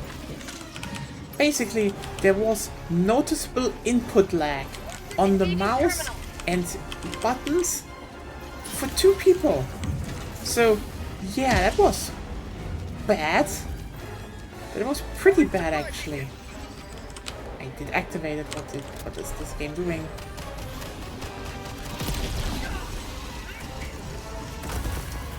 Quasar-Kanone riegelt. Apparently for both games, Zeb, correct me if I'm wrong there, but I don't think they have a shift function, do they? For what? a shift function as in every RTS nearly ever except Command and Conquer because they're stupid? What's the shift function that you're talking about in Total War, I guess? Yeah, I talked about Battle for Middle Earth and Total War. I know for sure that in Battle for Middle Earth it's not really there, but I don't know for sure if it's not in Total War. Can you explain the shift function to me? Basically, when you select a unit and you give it an order, you can press shift and give it another order, and then it will do those. It has it. It's in Warhammer. Okay. Yeah, okay, because it isn't on You shift. have to press and hold shift. No, it doesn't do it for me. I tried. Maybe I need an option or something? There's even a system where you can press and hold and you can even draw orders as well. I know, it's a bit janky there. But I'm talking about I'm making a move order and then another move order and another move order, and I can chain them together so that they can basically say a unit to walk in a circle, for example. Yeah. Then you can do that. I'm wondering why it didn't do that for me then. Probably an input problem. Shift and right click. That's empty. Reloading. How tight of a order are you giving? You have to go. That's important. You just go. It does make a difference. That's clear. So, contextual. They do that because it's because of technical saving on technical side for resources. Then the game has hardcore engine problems. I mean, wow. Yeah. I'm astounded. It depends on how. Well, again, it depends on how close it is. Yes, and I'm telling you that fucking subcom with over 10,000 units, I can do that. So that's why I'm saying, wow, the engine problems are more than I expected. I mean, then again, Battle for Middle Earth didn't have it until the second game, and there it was. No, it had it, but it wasn't really a shift function. So it's specifically a part of the pathing change of the pathing mechanics. There's problems that it's had for a while about pathing and settlements. This has been a thing since Medieval 2 at least. It's not. I don't think it's quite exactly what you're thinking. The mechanics for the let's see. It simplifies orders, is what it tries to do. So, but it does. You'd have to show me to see exactly what's going on. Well, I gave an order to, let's say, 15 degrees to the left to get around the main army, and then an attack order on the archers, for example, and it doesn't do that. The second order doesn't get registered when I press shift, like it would be in most other games. Well, so are you pressing and holding shift? Because you have to Yes. press and hold shift the entire time. That's how it works in every other game. Yeah. You need to hold shift and obviously to tell the game, oh, Q order. Because if you just smoke. Yeah, because if I you put two it explosives does that normally, I no mean, problem. okay, then I- then for some reason every time I tried it, it didn't do it. Yeah, Let's I get the don't static know field what first. is going on with it. Yeah, me neither. Need to test that. But since you already Do basically you have another explosive, or is the Zap? It's a mini nuke. I have Oh, you for put it in Yeah. first then. yeah, but since you already said it sometimes doesn't work, I presume it's one of those edge cases. Which is why I'm saying the engine problems are worse than I thought. Unsurprisingly, they're really Because bad. that's the first game I've ever heard of where things like that is a problem. Well, specifically, the pathing problem is in settlements. The Well, it didn't happen in settlements. So that Yeah. can't be it. So what I mean by that, it does that thing where it like combines orders basically, is if your end Oh, so one thing it does do is if your end order is in the exact same spot as where your unit currently is, it'll just say that, oh, move completed. Because you're at your destination. Yeah, not necessarily good design, but understandable. Not my problem though. I was literally trying to make a half move maneuver around an army. Yeah, I don't know what's going on there. It Was a normally quest battle, has no though. issue. Quest battle shouldn't make a difference. Yeah, I don't know enough about the game. Just giving infos. Yeah, no, I Yeah. Battle for Middle-earth had the shift function, but it was ass, so nobody could use it because you needed to press Y to get into the planning mode that was advertised. Yeah, they... Okay, basically they wanted to have a shift function, but it was like really big advertised on them. Like that they have a planning mode, and a planning mode is just a shift function that's harder to use. It's like, did I bring up the Yeah, whole... so that it was a it makes it GameCube... more complex. That's the logic. But yeah, did I tell you all that it was Orbiter... Sorry, it was a GameCube series, GameCube game engine for turn-based RPGs. yes. Remember that? Yeah.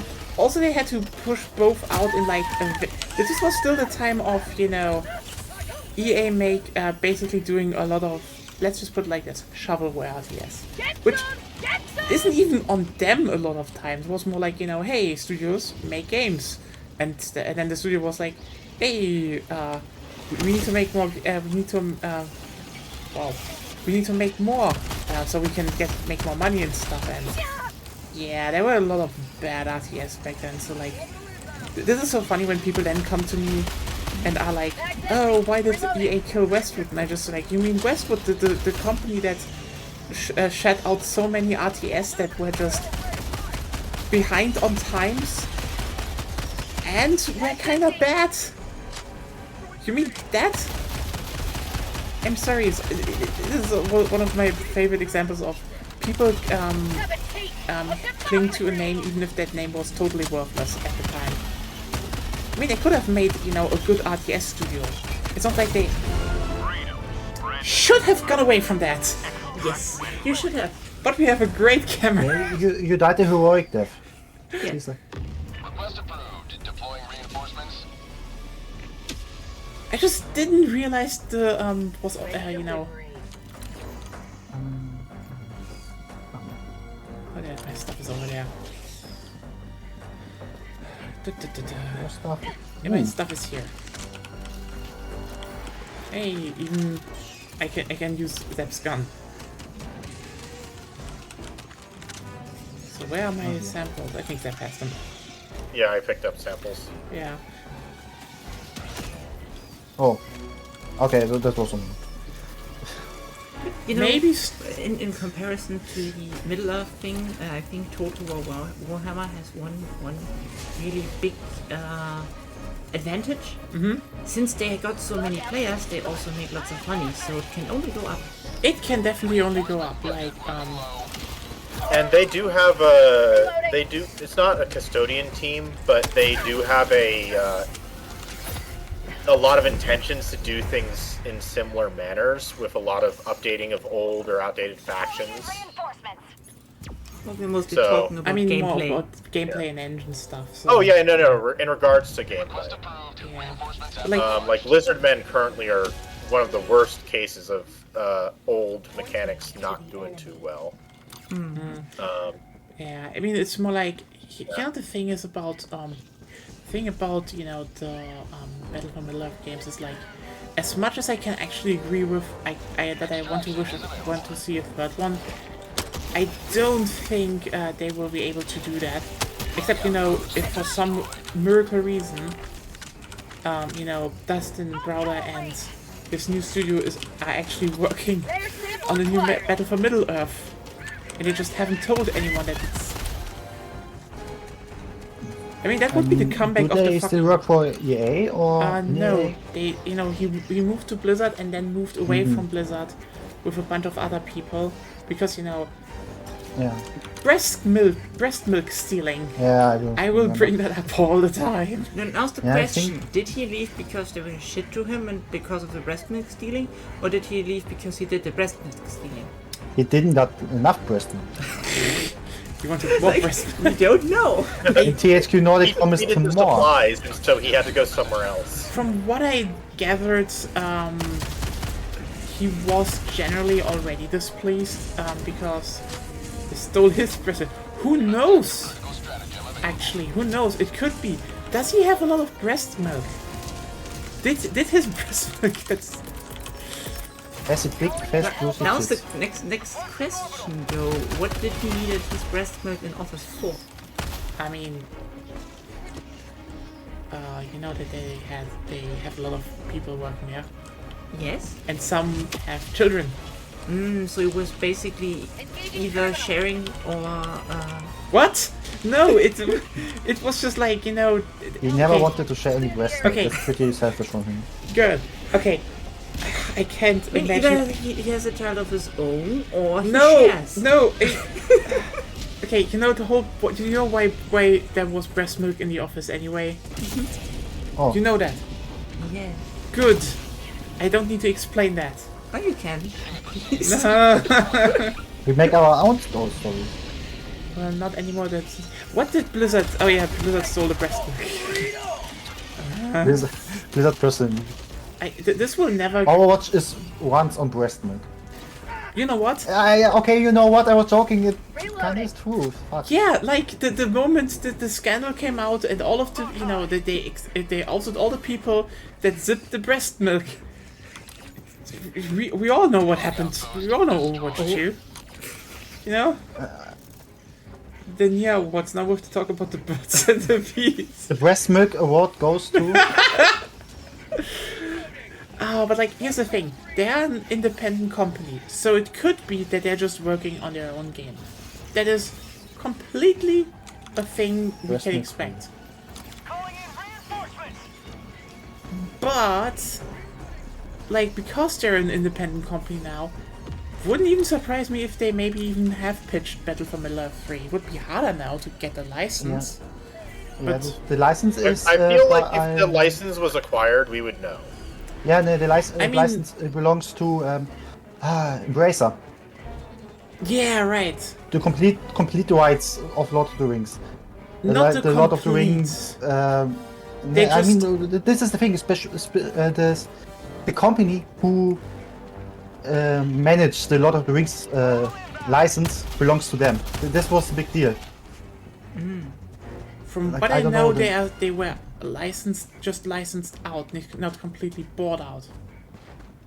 Because the Lord of the Ring IP still lies with the family of It does. It does, so yeah, they can still hand that out. Just saying. I have to look it up. Something They- big they was. just- Maybe it was. I don't know. Maybe it was for the movies. No, it's I think Specifically, or the the rights to make games was removed from Warner Brothers. But also, and now it gets a bit now it gets weird. See, they have the general book license, but Warner Brothers has the license for the movies. Yeah, that's why there's so many different games back then. Yeah, there were a bunch of them based on, you know, the books. Bag's empty. And some just, you know, not.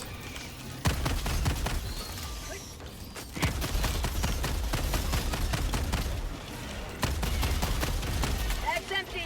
Last reload. Which is also funny because the book games I got the are terminal. still try to look like the movies. I mean, so barely you distinct. can't really get And- away from that. Yeah, but like the Peter Jackson look is the Never die. pretty much Peter Jackson and Yeah. Yeah, and the movie stuff. I mean, they literally had like in the Third Age, they literally had movie scenes in several times. yeah. Yeah, it, like- it was also based, well, not based on it, but Oh, it you was might part want of to the get out movie there. license agreement. It was a nice gimmick, actually. It's similar If you- to remember the Two Towers game for the GameCube, I think it was. They also, Yeah. like, they had the Helm's Deep scene Engaging terminal. transitions seamlessly into the game. Yeah. Yeah, and back then, if you played it on the CRT, you barely noticed it. Bam! You could see it. Yeah, I mean, you could still see it, but it, When the not horse that long turns, ago, I played it on an emulator, one of the games, and it's still kind of cool, but it's so okay, graphics. yeah, it goes from a highly detailed horse to white plain of a horse. Oh, it would be nice to have these games again, easily Yeah, available. But they were great, but Bag's empty. The alternative, what's it called? Alternative Muso games, basically. oh yeah, yeah. God, Oh, Lord of the Rings. Muso games for white people. Shit.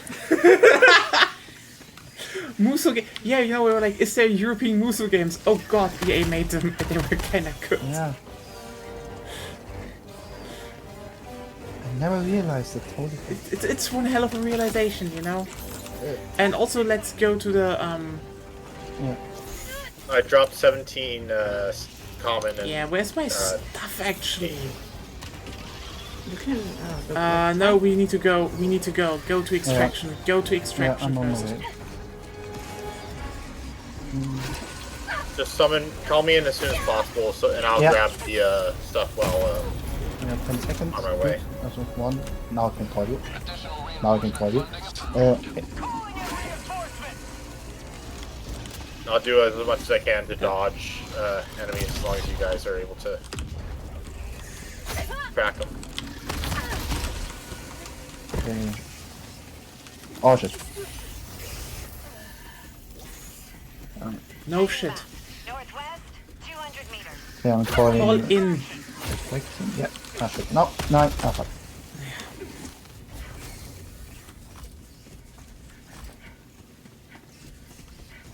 I don't know. I have a lot more problems with the terminates than the other two enemy types.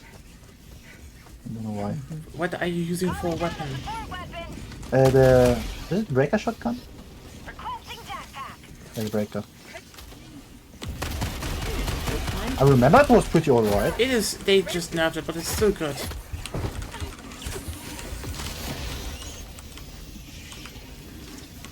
Okay, so for some reason that didn't kill us. Okay.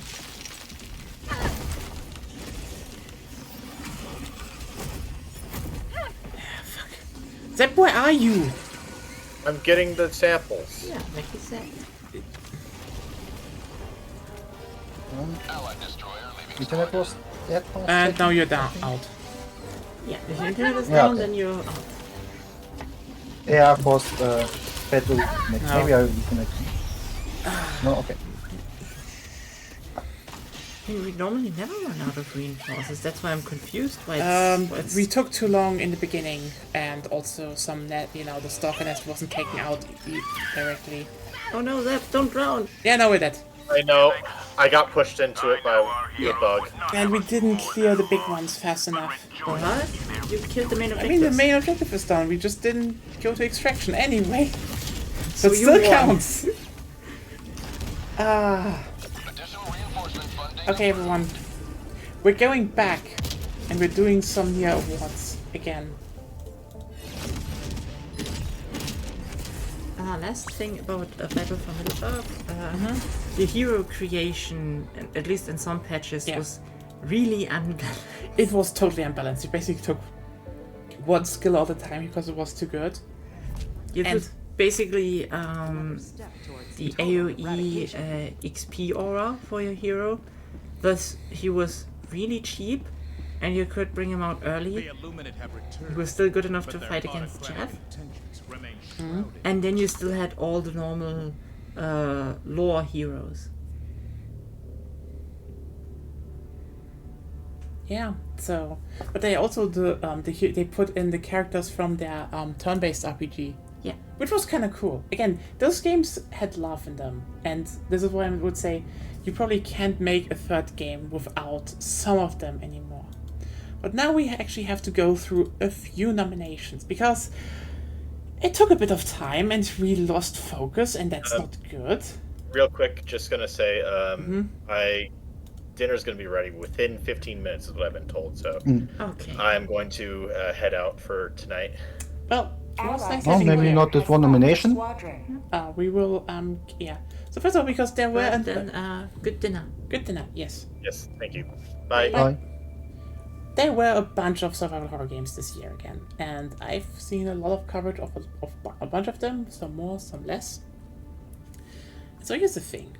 This might probably be the most controversial one, because I know everyone is like, but this game, but this game, but this game. Here's the thing.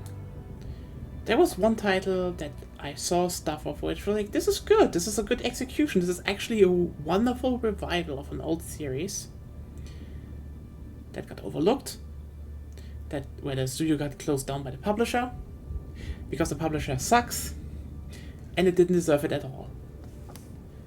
But yes, Survival Horror Game of the Year at the Nya Awards goes to Alone in the Dark. It's wild in a year of in years of remakes. Oh, you played it? No. I have seen a lot of stuff about it though. And this is one of those games where they actually did their own things, their own spins, and didn't just borrow everything from the original, like a certain Silent Hill 2. So yes.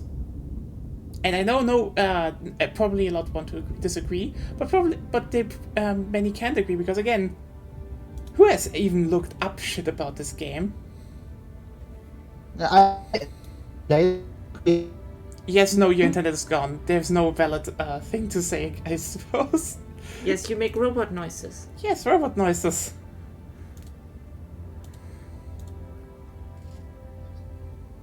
Yes, still robot noises. I don't even hear anything. Nope. No. More robot noises. Yeah, it's just robot. Okay, robot noise of the year goes to Marissa. You're really contributing.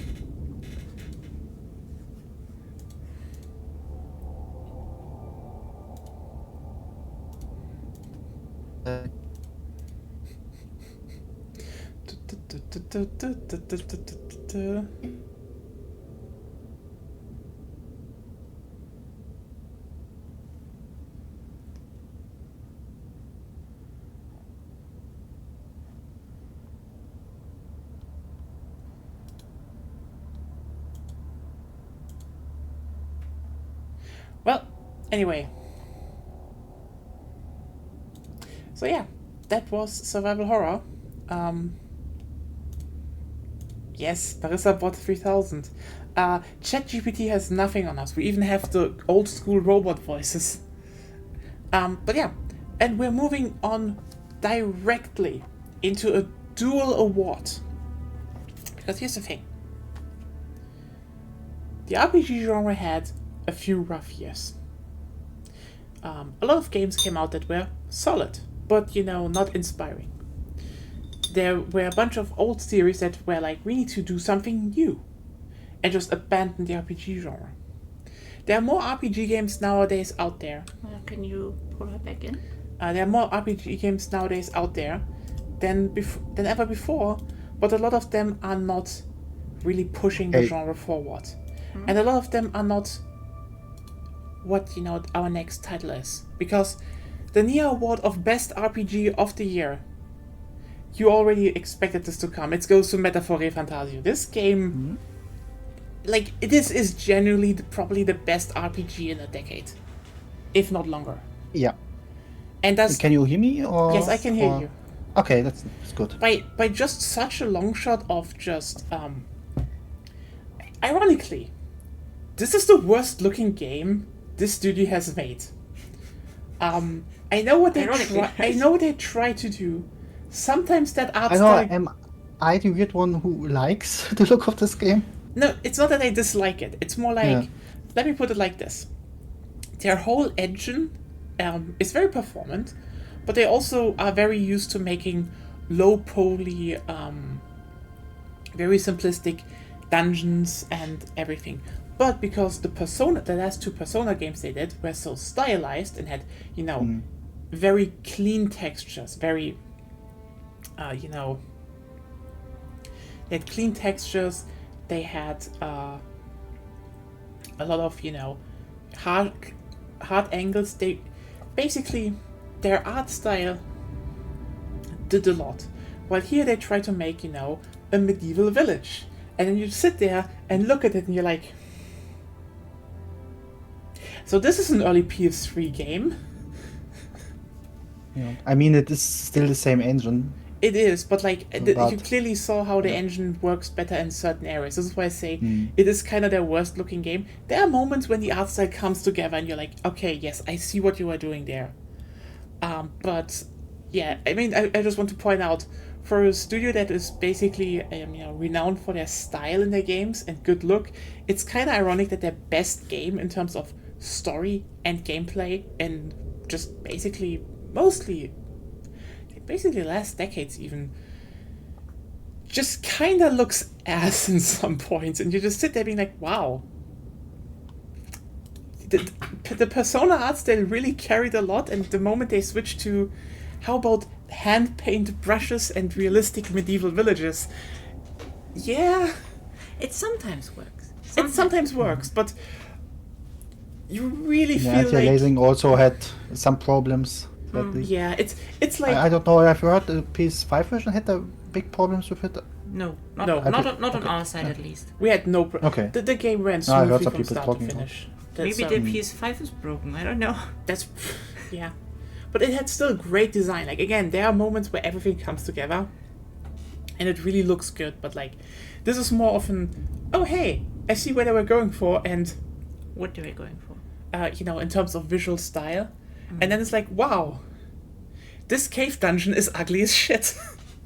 To be fair, caves mostly are ugly as shit. They are ugly as shit, but, like, here's the thing. When your cave and your stone textures look worse than Skyrim, I have questions. Especially when yeah, you're a I studio get what at you mean. Atlas. Yeah. Visually, they achieved better. Yeah. Let's say it like that. They achieved better. Okay, you know what? I'm gonna point it out. Metaphor has moments where the randomly generated dungeons of Oblivion look better.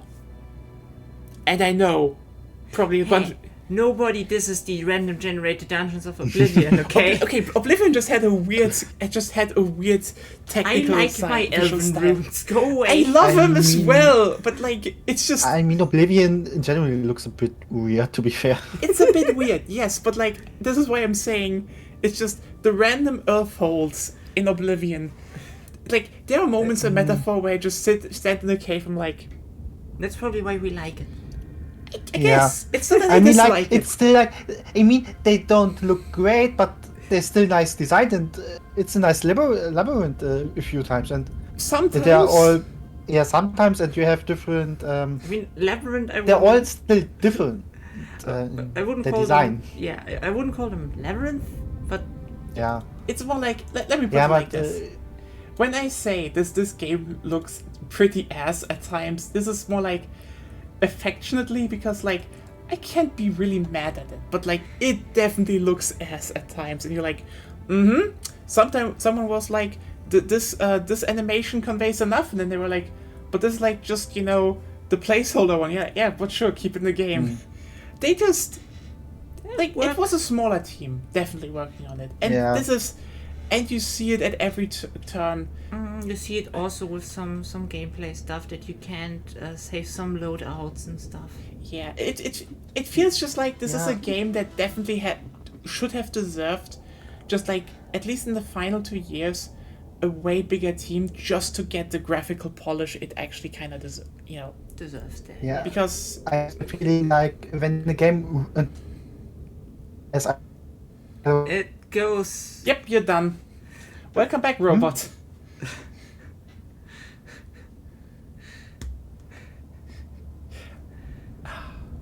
Robot voices. great.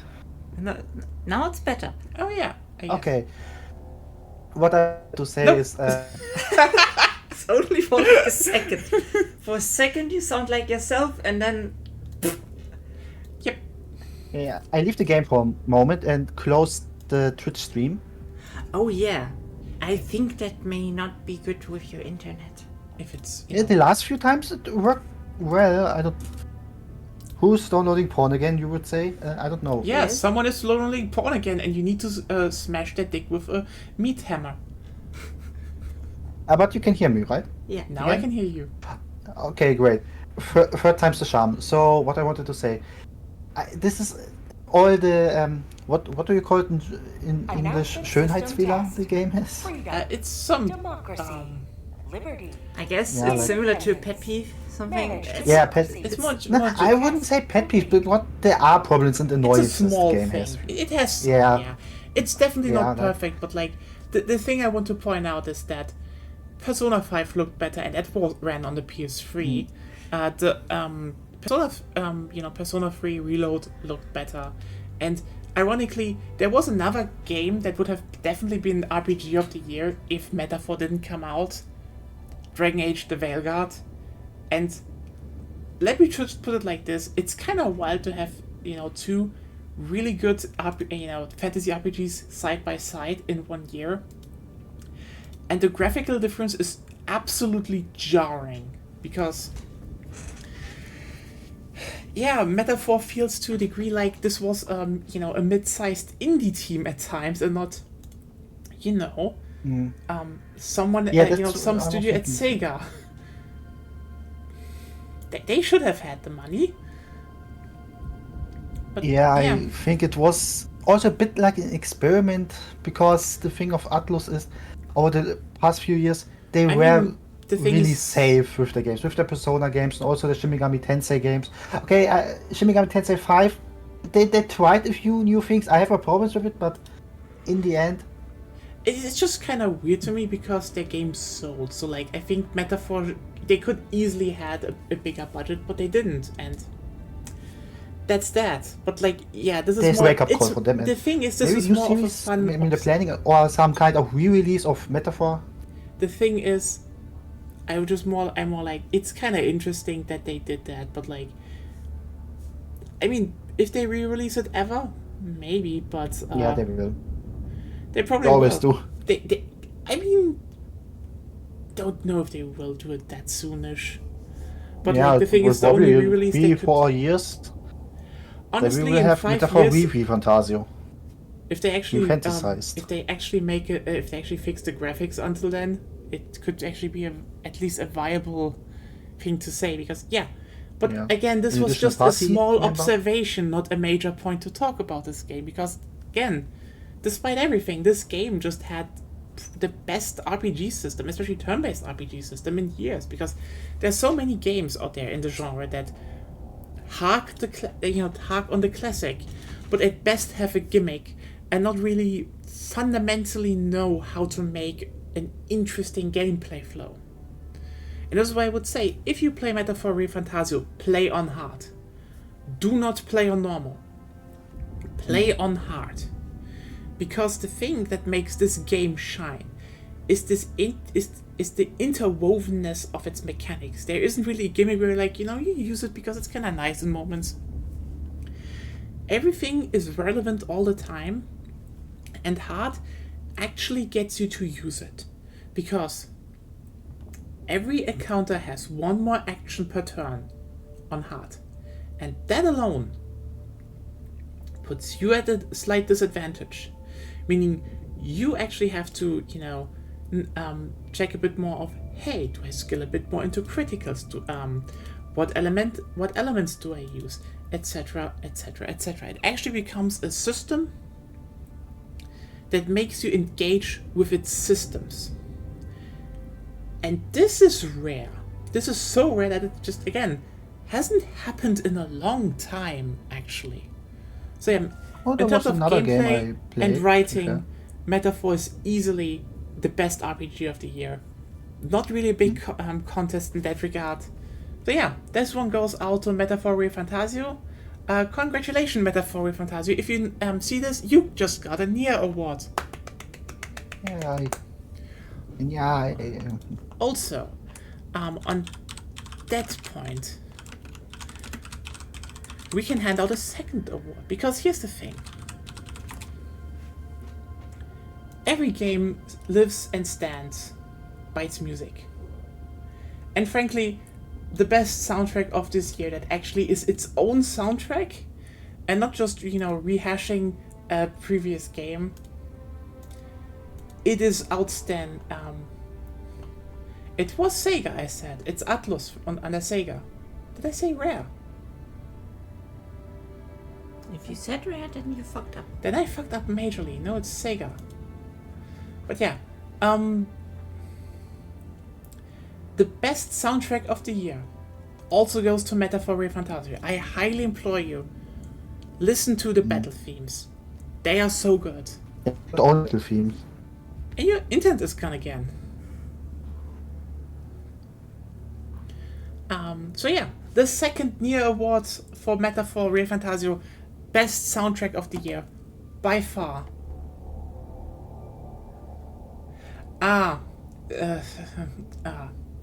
Thank you for confusing me, Lena. But no, yeah, second Nya Award, Metaphor Real Fantasio, best soundtrack of the year. Again, outstanding. Very unique, and it's gonna be referenced for years to come. That singing monk, that chanting monk, I'm sorry, it's a chant. It goes hard.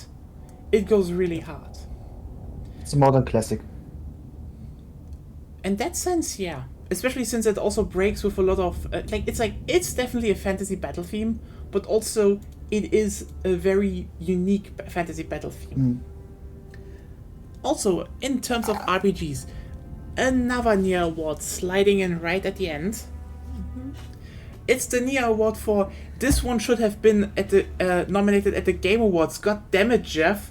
Why do we need to make this job for you, Jeff? Just put this game in instead of a fucking DLC, Jeff. And it is Dragon Age: The Veilguard. Congratulations, BioWare.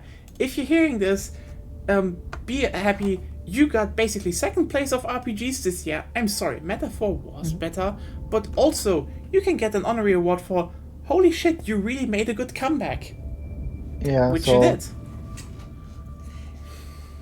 You could technically say, though, that there is another, at least RPG adjacent game that came out this year because it had a full release. Oh yes, and this is obviously the one title that is it's an RPG. It is a very in-depth RPG, but it is an in-depth RPG in a very, very unique setting. And it's not for everyone. It is clearly its own unique thing. And so if we say, Silver Trophy Award of RPGs, and also you should have been nominated more, and the main award for Comeback Studio of the Year goes to BioWare and Dragon Age: The Veilguard, we have a category that a lot of people overlooked. And the Nya Award for Best Roguelike of 2024 goes to goddamn Caves of Kut.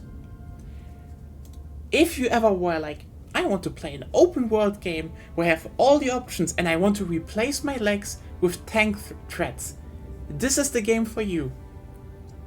Congratulations, Caves of Kut, you just got a Nya Award for being the best roguelike of 2024. You should all play Caves of Kut, it is very fun. And you're like, but I don't like roguelikes. They have ASCII graphics, and I die, and then I need to start over again. Fear not!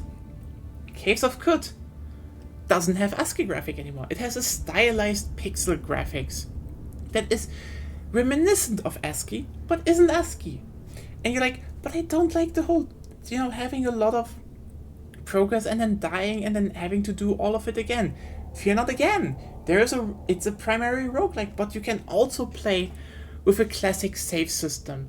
So you can just experience the whole game and RPG and story without needing to fear that you reset everything. Yes.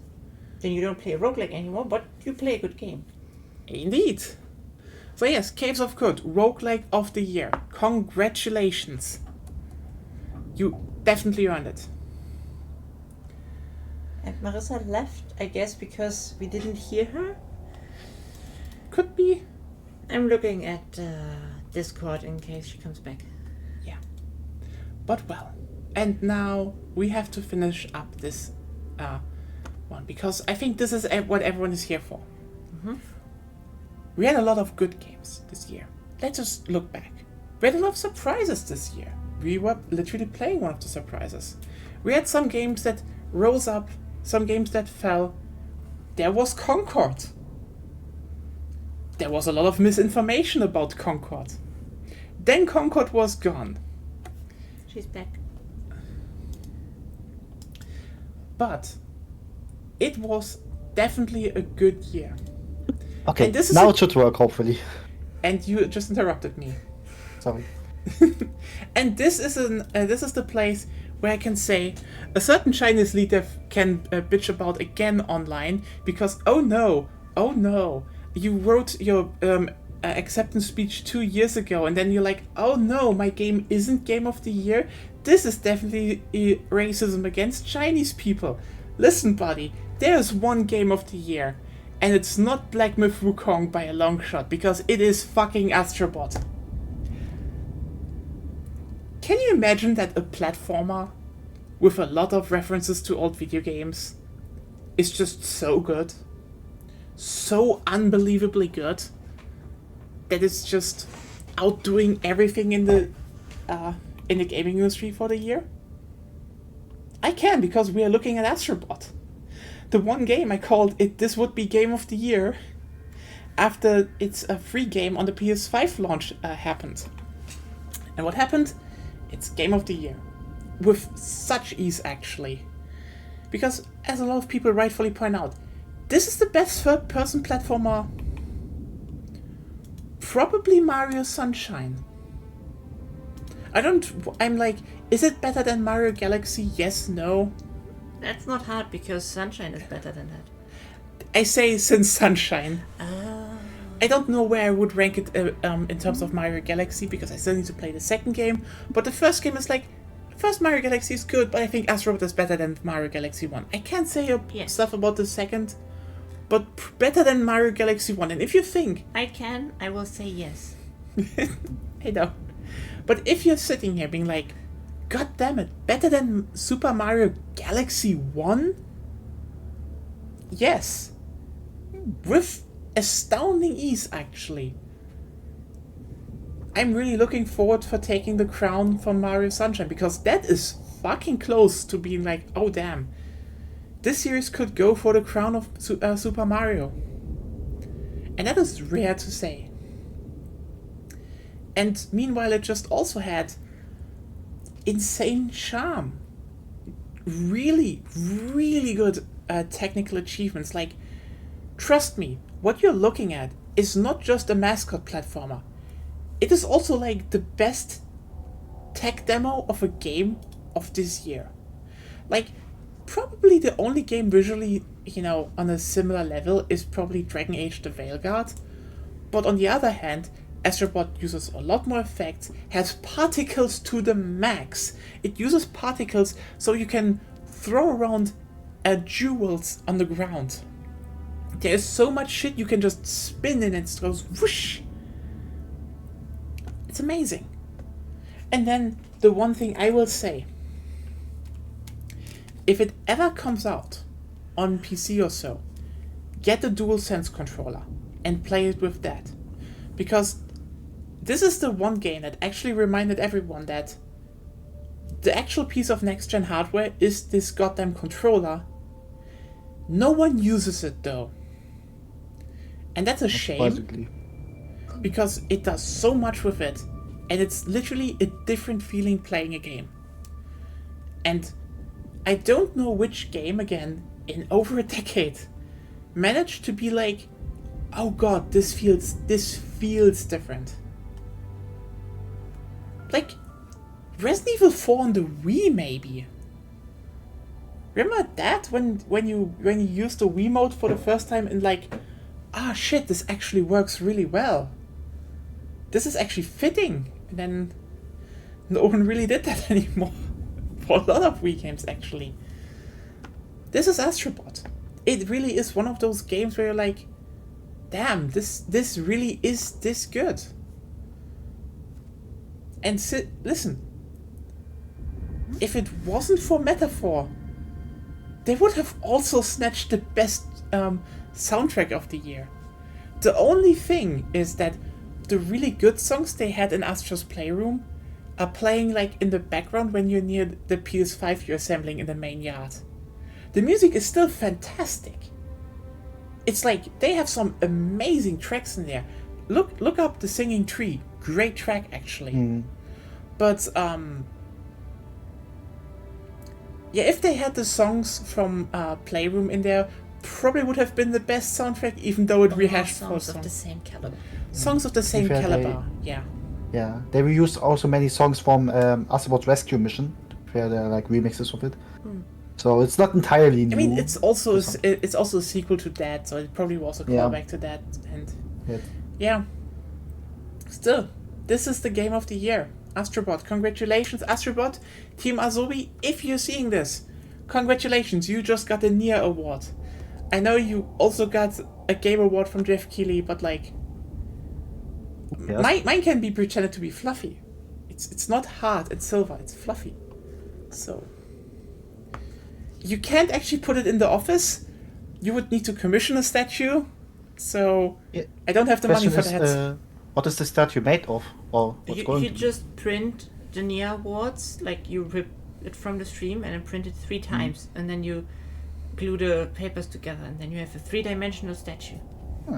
You could do that. Yes. It is kind of fluffy, or more It is wobbly, fluffy. but Yes. So yeah, this was the Nya Awards of 2024. Yeah, as I want to look back, what a year, and what a year to come probably. Like, this is just me, going off a bit about stuff. I know I've started being a bit more critical about stuff nowadays, because like, I generally think you should enjoy the things about games that are good. But this was sometimes the moment in this year where really things made me a bit angry to a degree. Like, for example, like, just keep playing Payday 3, and they just refuse to listen. They're now working on something. I hope it works out for them. I kind of want to say Payday 3 is now actually worthwhile to pick up. Who knows?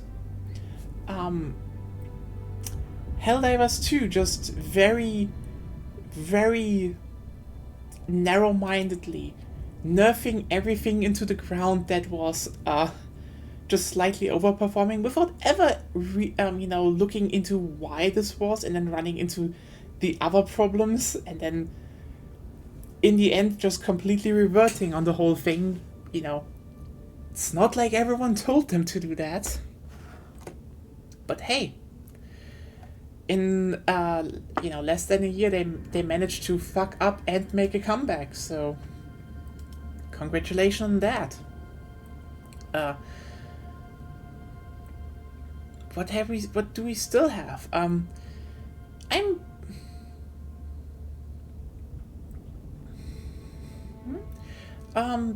a personal thing, I'm a bit sad that, Battlefield 2042 is ending, because, like, I know some of you tuned in over me, streaming some events this year and stuff, but I can probably say if there is one Nya Award I can hand out this year to 2042, and you know what?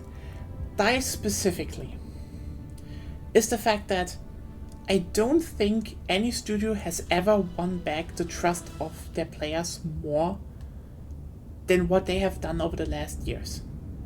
I know nowadays the series has been basically shit on mostly, and has been a punching bag by people that don't play them, but it's not that people were, trusting them. Battlefield 5 was a 12-month rush job with very questionable design decisions. Battlefield 2042 was basically, they gutted Battlefront 2 and they gutted Battlefield 5 due to COVID, but also just being like, hey, we're taking 3 years to develop this game, and it's gonna be the best it can be.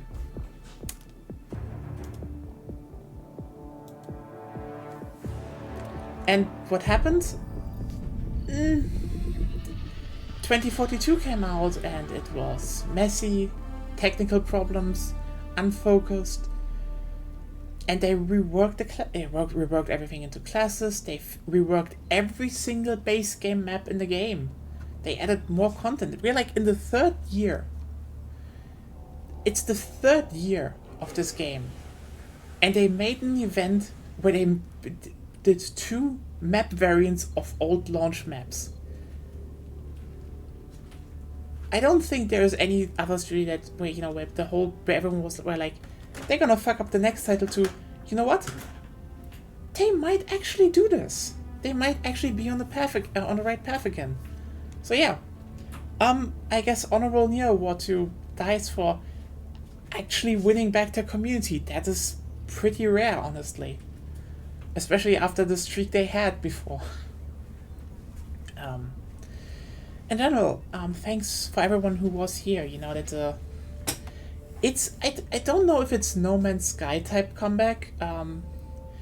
Like, I think for that we would be probably sitting in the 5th year of content. Everyone was like, DICE, just make a sequel. We're done. But still, it was the right move, and I can say the game is now in a really good spot. And hey, we're maybe actually looking at the last map coming in soonish, so which could even be Iwo Jima. So if that happens, you will definitely hear from me. And also, just generally, I want to thank everyone for just being here again. I've been doing this now for like 3 years straight, I'd say. I've learned a few things, like for example, I will probably not do another Baldur's Gate 3 run on stream again. That game took way too much of my life. Simply streaming Baldur's Gate 3 catapulted it on like place 3 of most played games of this year in my Steam look back. And I just streamed it. I just finished streaming it for months, and that was enough, and that's a lot. But yeah, it's still great that, you all are here, that you all listen to this, that you all take these Nya Awards, which are still, they're not the most objectives, they're a bit jokey and stuff, but like, it's still nice that you're here and I appreciate it, and I really hope this can be expanded in the next year. I know I'm probably not, the most, the most fashionable VTuber out there. I don't really network a lot because, let's just be real here, a bunch of them, I don't know, I have a problem vibing with people, so maybe next year we will have some more actual collaborations. Who knows? Only time will tell what will happen there, and maybe we will stream some more TTRPGs again. Who knows? I kind of want to get back into that. It's been on ice again, and that sucks. And you will definitely hear from me, when the next Battlefield playtesting happens, when Monster Hunter Wilds is the big one coming. You will definitely have to expect me and Agonia streaming that on launch day, because we've streamed through 2 whole Monster Hunter games this year, and periodically streamed Monster Hunter Frontier. I guess this is definitely cemented as this is kind of a Monster Hunter channel, and I mean we're fans, so yes, Wilds, it's gonna be interesting. But still, thank you all for actually being here on the ride with us, and I mean, I probably would still do this alone and just screaming into the void, but having everyone on board, it just makes the ride a lot more fun. Like, again, Lena making dumb jokes, sometimes they're very much a hit.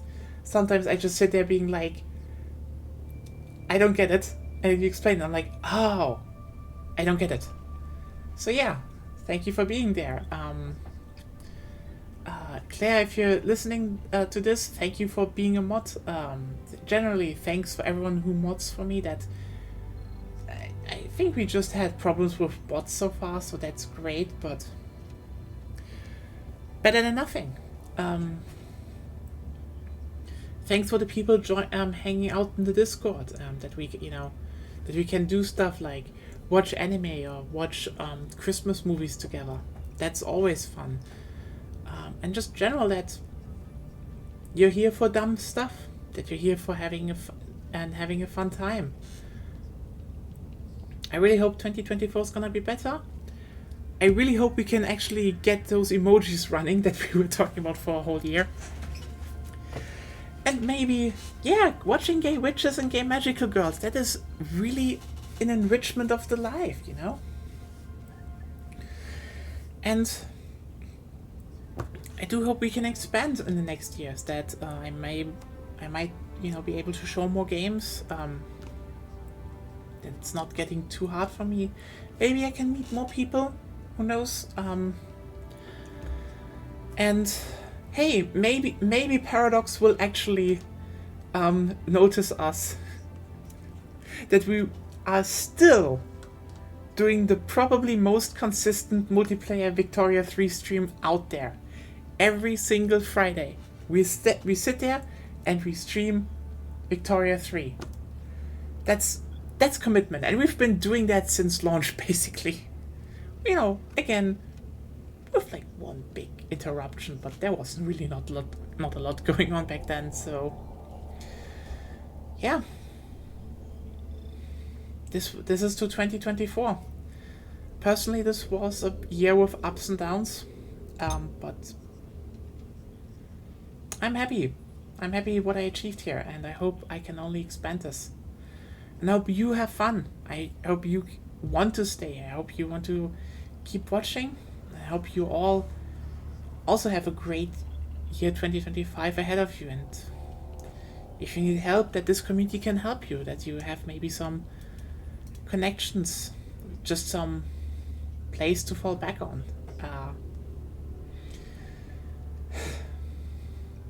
Yeah, to 2025. Hopefully with new games, even more fun clips, maybe even some fun artwork that we can put out into the world, emojis, and also just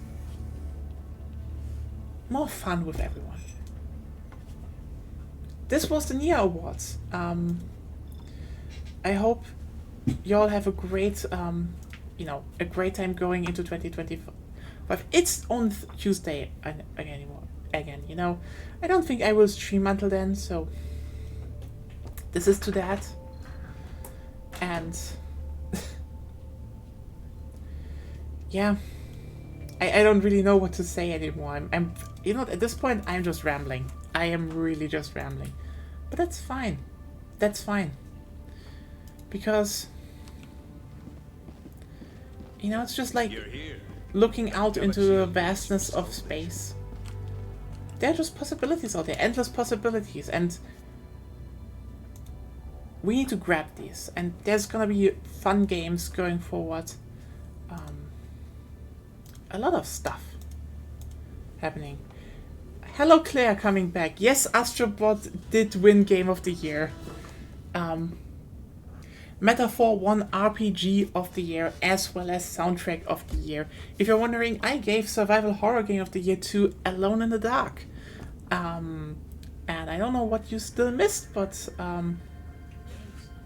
Caves of Kut won Roguelike of the Year. Very important one. Also Dragon Age the Veilguard won Best Comeback of a Studio this year. That one went to BioWare. And the very important Jeff Keighley should have nominated you instead of fucking Shadows of the Earth Tree award.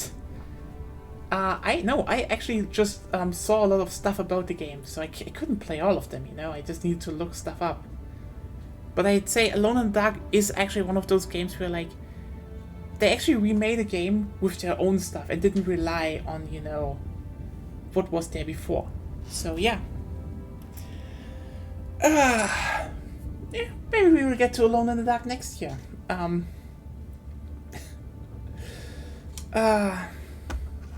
So yeah, this was the Nya Awards. We've went a long time. But yeah, have a wonderful start into 2025, and hopefully we will see you again then, and we will probably stream some Helldivers 2 then again, and we will have more fun, more co-op games. There's Monster Hunter Wilds in February again. If you all want to, we probably will do some open lobbies. We'll see how that works out, and otherwise, yes. Hope the last days of the year is gonna be well. Good luck with 2025. Thank you for being here, and sometimes, you know, really supporting me with, you know, smaller games to showcase. That actually helps out a lot. Like, I'm not rich, so yeah, this really helps. Thank you all for that.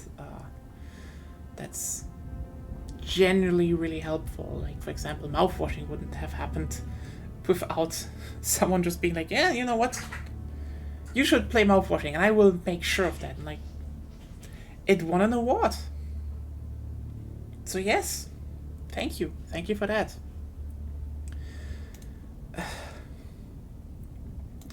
Hope you all have a good, you know, way into the next year, and that it all will just go smoothly in exactly the ways that you're doing. And also, as I said before, Claire, if you weren't there, thank you for moderating. Thanks to all my moderators, by the way, because, as I said, it's just bots right now, but it still helps.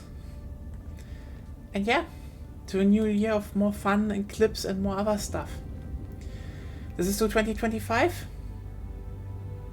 Stay healthy, everyone, and goodbye.